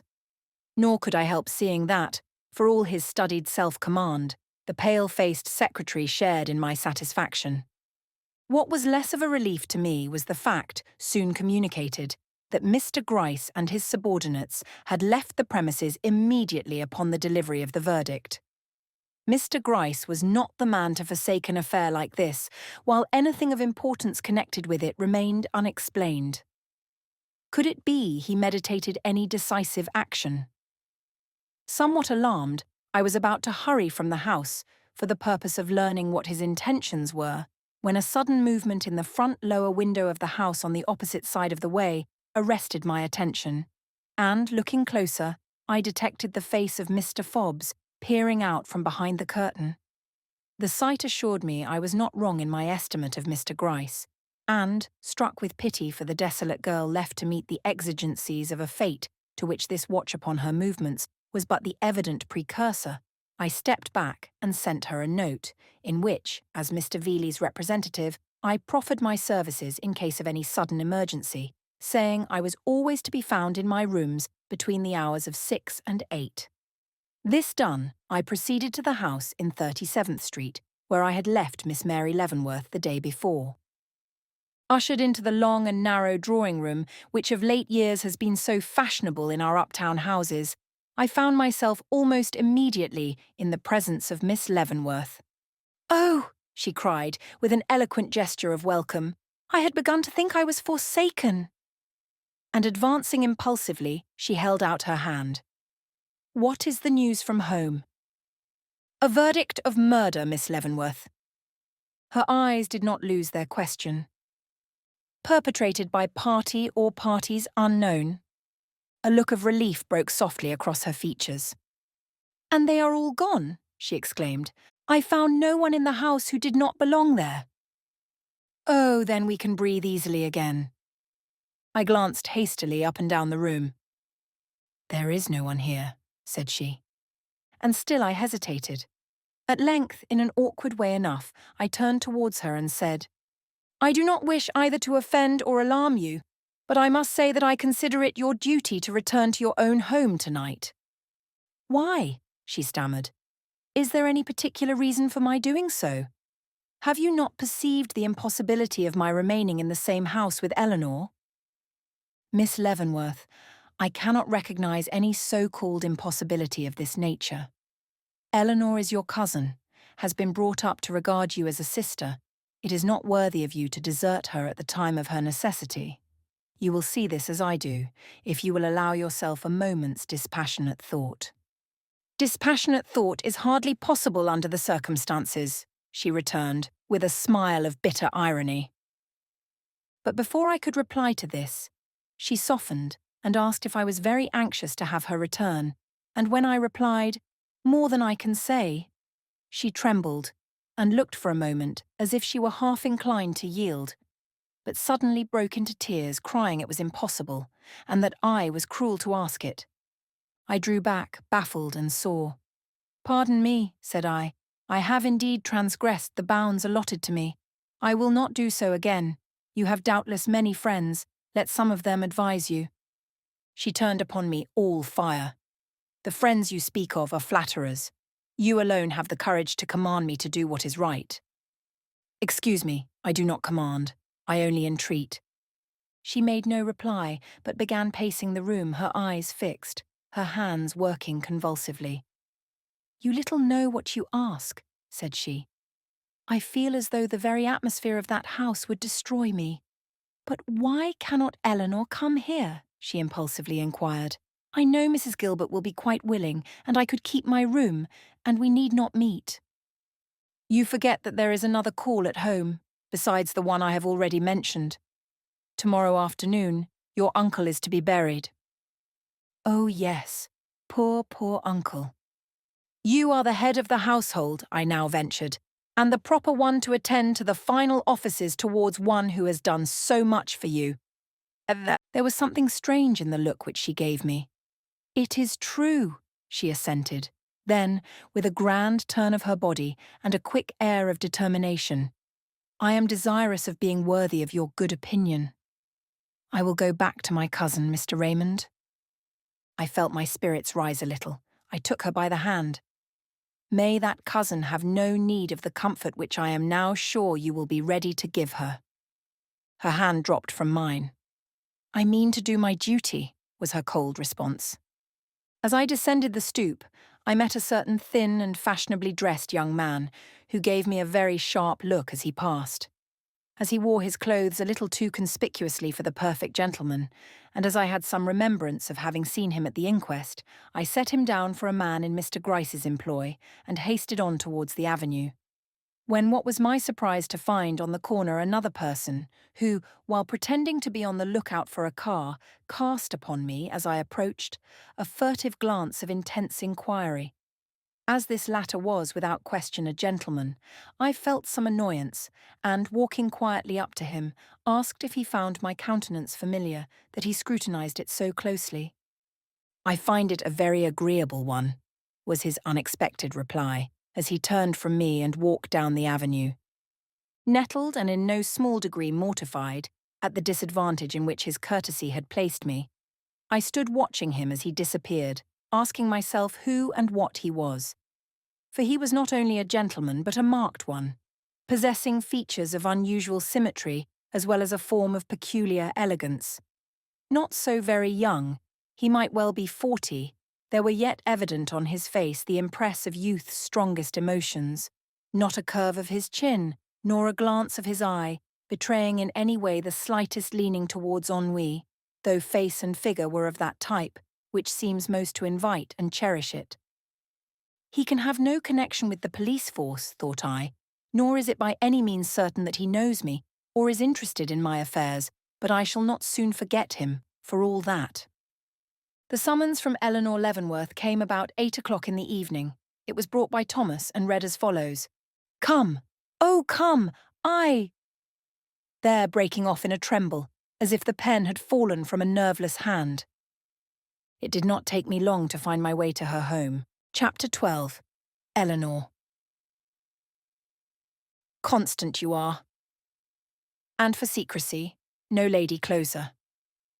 Henry IV. No, 'tis slander, whose edge is sharper than the sword, whose tongue outvenoms all the worms of Nile. Cymbeline. The door was opened by Molly. You will find Miss Eleanor in the drawing-room, sir, she said, ushering me in. Fearing I knew not what, I hurried to the room thus indicated, feeling as never before the sumptuousness of the magnificent hall with its antique flooring, carved woods, and bronze ornamentations, the mockery of things for the first time forcing itself upon me. Laying my hand on the drawing-room door, I listened. All was silent. Slowly pulling it open, I lifted the heavy satin curtains hanging before me to the floor and looked within. What a picture met my eyes! Sitting in the light of a solitary gas jet, whose faint glimmering just served to make visible the glancing satin and stainless marble of the gorgeous apartment, I beheld Eleanor Leavenworth, pale as the sculptured image of the Psyche that towered above her from the mellow dusk of the bow window near which she sat. Beautiful as it, and almost as immobile, she crouched with rigid hands frozen in forgotten entreaty before her, apparently insensible to sound, movement, or touch. A silent figure of despair in presence of an implacable fate. Impressed by the scene, I stood with my hand upon the curtain, hesitating if to advance or retreat, when suddenly a sharp tremble shook her impassive frame, the rigid hands unlocked, the stony eyes softened, and, springing to her feet, she uttered a cry of satisfaction and advanced towards me. "Miss Leavenworth!" I exclaimed, starting at the sound of my own voice. She paused and pressed her hands to her face, as if the world and all she had forgotten had rushed back upon her at this simple utterance of her name. "What is it?" I asked. Her hands fell heavily. "Do you not know? They are beginning to say that I—" She paused and clutched her throat. "Read," she gasped, pointing to a newspaper lying on the floor at her feet. I stooped and lifted what showed itself at first glance to be the Evening Telegram. It needed but a single look to inform me to what she referred. There, in startling characters, I beheld the Leavenworth murder. Latest developments in the mysterious case.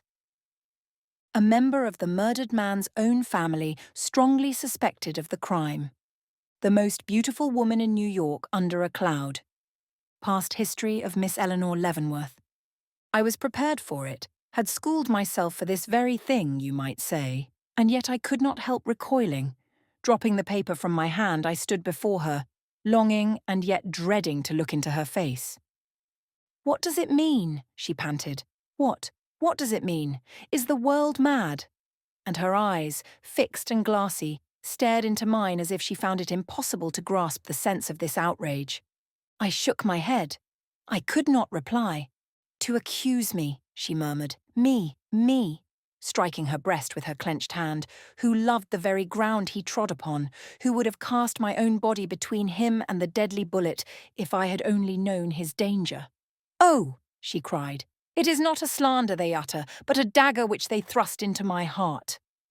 Overcome by her misery but determined not to show my compassion until more thoroughly convinced of her complete innocence, I replied after a pause, "This seems to strike you with great surprise, Miss Leavenworth. Were you not then able to foresee what must follow your determined reticence upon certain points? Did you know so little of human nature as to imagine that, situated as you are, you could keep silence in regard to any matter connected with this crime without arousing the antagonism of the crowd, to say nothing of the suspicions of the police?" But, I hurriedly waved my hand. "When you defied the coroner to find any suspicious paper in your possession, when," I forced myself to speak, "you refused to tell Mr. Gryce how you came in possession of the key." She drew hastily back, a heavy pall seeming to fall over her with my words. "Don't," she whispered, looking in terror about her. "Don't. Sometimes I think the walls have ears and that the very shadows listen." "Ah," I returned, "then you hope to keep from the world what is known to the detectives?" She did not answer. "Miss Leavenworth," I went on, "I am afraid you do not comprehend your position. Try to look at the case for a moment in the light of an unprejudiced person. Try to see for yourself the necessity of explaining." "But I cannot explain," she murmured huskily. "Cannot." I do not know whether it was the tone of my voice or the word itself, but that simple expression seemed to affect her like a blow. "Oh!" she cried, shrinking back. "You cannot doubt me too. I thought that you—" and stopped. "I did not dream that I—" and stopped again. Suddenly her whole form quivered. "Oh, I see. You have mistrusted me from the first. The appearances against me have been too strong," and she sank inert, lost in the depths of her shame and humiliation. "Ah, but now I am forsaken," she murmured. The appeal went to my heart. Starting forward, I exclaimed, "Miss Leavenworth, I am but a man. I cannot see you so distressed. Say that you are innocent, and I will believe you, without regard to appearances." Springing erect, she towered upon me. "Can anyone look in my face and accuse me of guilt?" Then, as I sadly shook my head, she hurriedly gasped, "You want further proof!" And quivering with an extraordinary emotion, she sprang to the door. "Come then!" she cried. "Come!" her eyes flashing full of resolve upon me. Aroused, appalled, moved in spite of myself, I crossed the room to where she stood, but she was already in the hall. Hastening after her, Filled with a fear I dared not express, I stood at the foot of the stairs. She was halfway to the top. Following her into the hall above, I saw her form standing erect and noble at the door of her uncle's bedroom. "Come!" she again cried, but this time in a calm and reverential tone, and flinging the door open before her, she passed in. Subduing the wonder which I felt, I slowly followed her. There was no light in the room of death, but the flame of the gas burner, at the far end of the hall, shone weirdly in, and by its glimmering I beheld her kneeling at the shrouded bed, her head bowed above that of the murdered man, her hand upon his breast. "You have said that if I declared my innocence you would believe me," she exclaimed, lifting her head as I entered. "See here." And laying her cheek against the pallid brow of her dead benefactor, she kissed the clay-cold lips softly, wildly, agonizedly. Then, leaping to her feet, cried, in a subdued but thrilling tone, "Could I do that if I were guilty? Would not the breath freeze on my lips, the blood congeal in my veins, and my heart faint at this contact? Son of a father loved and reverenced, can you believe me to be a woman stained with crime when I can do this?" And kneeling again, she cast her arms over and about that inanimate form, looking in my face at the same time with an expression no mortal touch could paint, nor tongue describe. "In olden times," she went on, "they used to say that a dead body would bleed if its murderer came in contact with it. What then would happen here if I, his daughter, his cherished child, loaded with benefits, enriched with his jewels, warm with his kisses, should be the thing they accuse me of? Would not the body of the outraged dead burst its very shroud and repel me?" I could not answer. In the presence of some scenes, the tongue forgets its functions. "Oh," she went on, "if there is a God in heaven who loves justice and hates a crime, let him hear me now. If I, by thought or action, with or without intention, have been the means of bringing this dear head to this pass, if so much as the shadow of guilt, let alone the substance, lies upon my heart and across these feeble woman's hands, may his wrath speak in righteous retribution to the world, and here, upon the breast of the dead, let this guilty forehead fall, never to rise again." An awed silence followed this invocation. Then a long, long sigh of utter relief rose tremulously from my breast, and all the feelings hitherto suppressed in my heart burst their bonds, and leaning towards her, I took her hand in mine. "You do not, cannot believe me tainted by crime now?" she whispered, the smile which does not stir the lips, but rather emanates from the countenance, like the flowering of an inner peace, breaking softly out on cheek and brow. "Crime!" the word broke uncontrollably from my lips. "Crime!" "No," she said calmly. "The man does not live who could accuse me of crime here." For reply, I took her hand, which lay in mine, and placed it on the breast of the dead. Softly, slowly, gratefully, she bowed her head. "Now let the struggle come," she whispered. "There is one who will believe in me, however dark appearances may be." Chapter 13, The Problem. But who would force the soul, tilts with a straw against a champion cased in adamant. Wordsworth. When we re-entered the parlour below, the first sight that met our eyes was Mary, standing wrapped in her long cloak in the centre of the room. She had arrived during our absence, and now awaited us with lifted head and countenance fixed in its proudest expression. Looking in her face, I realised what the embarrassment of this meeting must be to these women, and would have retreated, but something in the attitude of Mary Leavenworth seemed to forbid my doing so. At the same time, determined that the opportunity should not pass without some sort of reconcilement between them, I stepped forward, and, bowing to Mary, said, "Your cousin has just succeeded in convincing me of her entire innocence, Miss Leavenworth. I am now ready to join Mr. Gryce, heart and soul, in finding out the true culprit." "I should have thought one look into Eleanor Leavenworth's face would have been enough to satisfy you that she is incapable of crime," was her unexpected answer. And lifting her head with a proud gesture, Mary Leavenworth fixed her eyes steadfastly on mine. I felt the blood flash to my brow, but before I could speak, her voice rose again still more coldly than before. It is hard for a delicate girl, unused to aught but the most flattering expressions of regard, to be obliged to assure the world of her innocence in respect to the committal of a great crime. Eleanor has my sympathy. And sweeping her cloak from her shoulders with a quick gesture, she turned her gaze for the first time upon her cousin. Instantly Eleanor advanced, as if to meet it, and I could not but feel that for some reason this moment possessed an importance for them which I was scarcely competent to measure. But if I found myself unable to realize its significance, I at least responded to its intensity. And indeed it was an occasion to remember.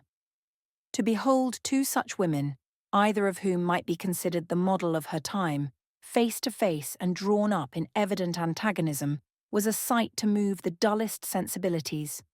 But there was something more in this scene than that.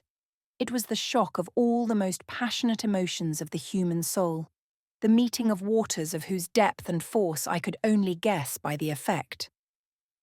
Eleanor was the first to recover.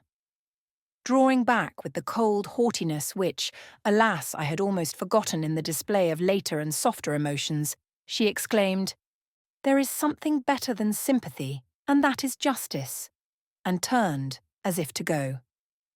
"I will confer with you in the reception room, Mr. Raymond." But Mary, springing forward, caught her back with one powerful hand. "No," she cried. "You shall confer with me. I have something to say to you, Eleanor Leavenworth." And taking her stand in the centre of the room, she waited. I glanced at Eleanor, saw this was no place for me, and hastily withdrew. For 10 long minutes I paced the floor of the reception room, a prey to 1,000 doubts and conjectures. What was the secret of this home? What had given rise to the deadly mistrust continually manifested between these cousins, fitted by nature for the completest companionship and the most cordial friendship? It was not a thing of today or yesterday. No sudden flame could awake such concentrated heat of emotion as that of which I had just been the unwilling witness. One must go farther back than this murder to find the root of a mistrust so great that the struggle it caused made itself felt even where I stood, though nothing but the faintest murmur came to my ears through the closed doors. Presently the drawing-room curtain was raised, and Mary's voice was heard in distinct articulation. "The same roof can never shelter us both after this.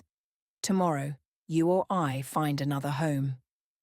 And, blushing and panting, she stepped into the hall and advanced to where I stood. But at the first sight of my face, a change came over her. All her pride seemed to dissolve, and flinging out her hands as if to ward off scrutiny, she fled from my side and rushed weeping upstairs.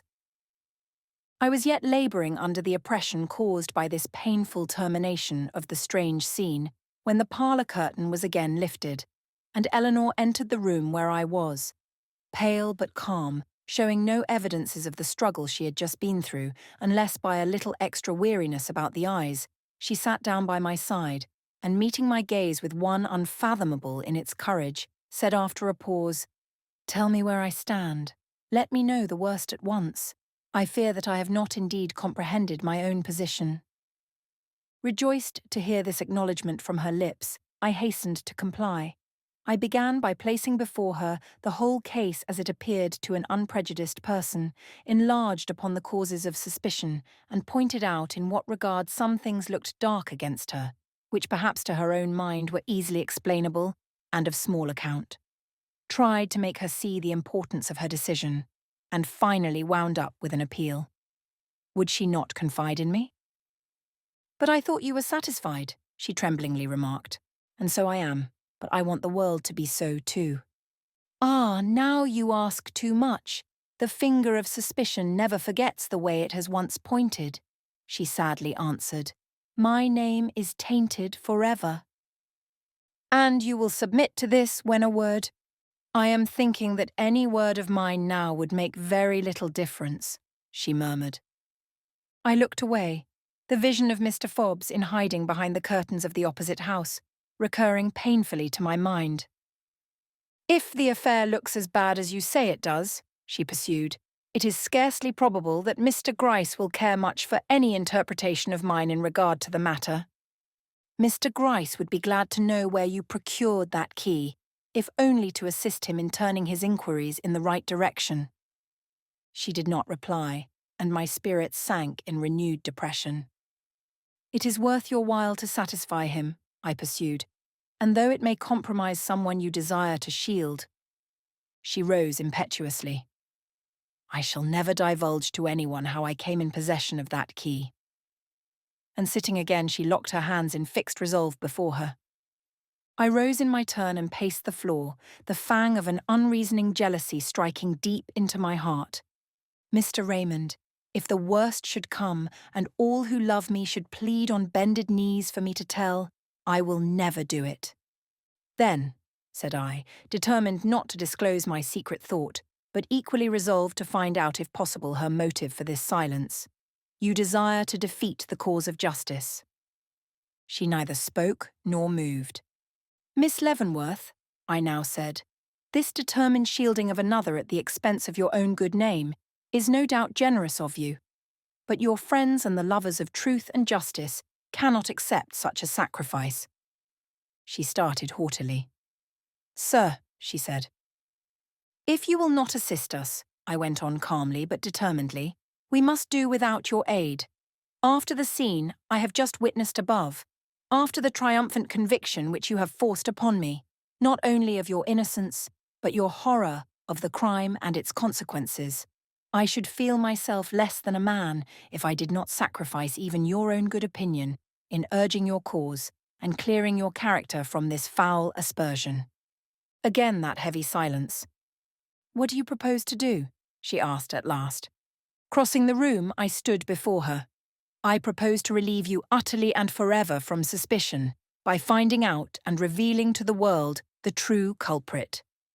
I expected to see her recoil, so positive had I become by this time as to who that culprit was. But instead of that, she merely folded her hands still more tightly and exclaimed, "I doubt if you will be able to do that, Mr. Raymond. Doubt if I will be able to put my finger upon the guilty man, or doubt if I will be able to bring him to justice." "I doubt," she said with strong effort, "if anyone ever knows who is the guilty person in this case." "There is one who knows," I said with a desire to test her. "One. The girl Hannah is acquainted with the mystery of that night's evil doings, Miss Leavenworth. Find Hannah, and we find one who can point out to us the assassin of your uncle." "That is mere supposition," she said, but I saw the blow had told. "Your cousin has offered a large reward for the girl, and the whole country is on the lookout. Within a week we shall see her in our midst." A change took place in her expression and bearing. "The girl cannot help me," she said. Baffled by her manner, I drew back. "Is there anything or anybody that can?" She slowly looked away. "Miss Leavenworth," I continued with renewed earnestness, "you have no brother to plead with you, you have no mother to guide you. Let me then entreat, in default of nearer and dearer friends, that you will rely sufficiently upon me to tell me one thing." "What is it?" she asked. "Whether you took the paper imputed to you from the library table?" She did not instantly respond, but sat looking earnestly before her with an intentness which seemed to argue that she was weighing the question as well as her reply. Finally, turning toward me, she said, "In answering you, I speak in confidence. Mr. Raymond, I did." Crushing back the sigh of despair that arose to my lips, I went on. "I will not inquire what the paper was," she waved her hand deprecatingly. "But this much more you will tell me. Is that paper still in existence?" She looked me steadily in the face. "It is not." I could with difficulty forbear showing my disappointment. "Miss Leavenworth," I now said, "it may seem cruel for me to press you at this time. Nothing less than my strong realization of the peril in which you stand would induce me to run the risk of incurring your displeasure by asking what under other circumstances would seem puerile and insulting questions.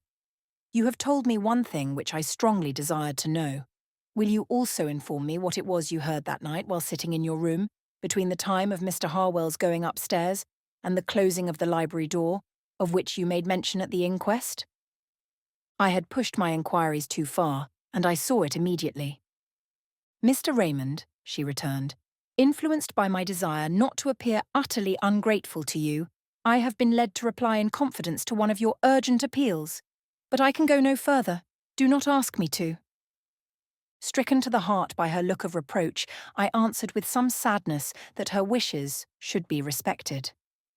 Not but what I intend to make every effort in my power to discover the true author of this crime. That is a sacred duty which I feel myself called upon to perform. But I will ask you no more questions, nor distress you with further appeals. What is done shall be done without your assistance, and with no other hope than that in the event of my success, you will acknowledge my motives to have been pure, and my action disinterested.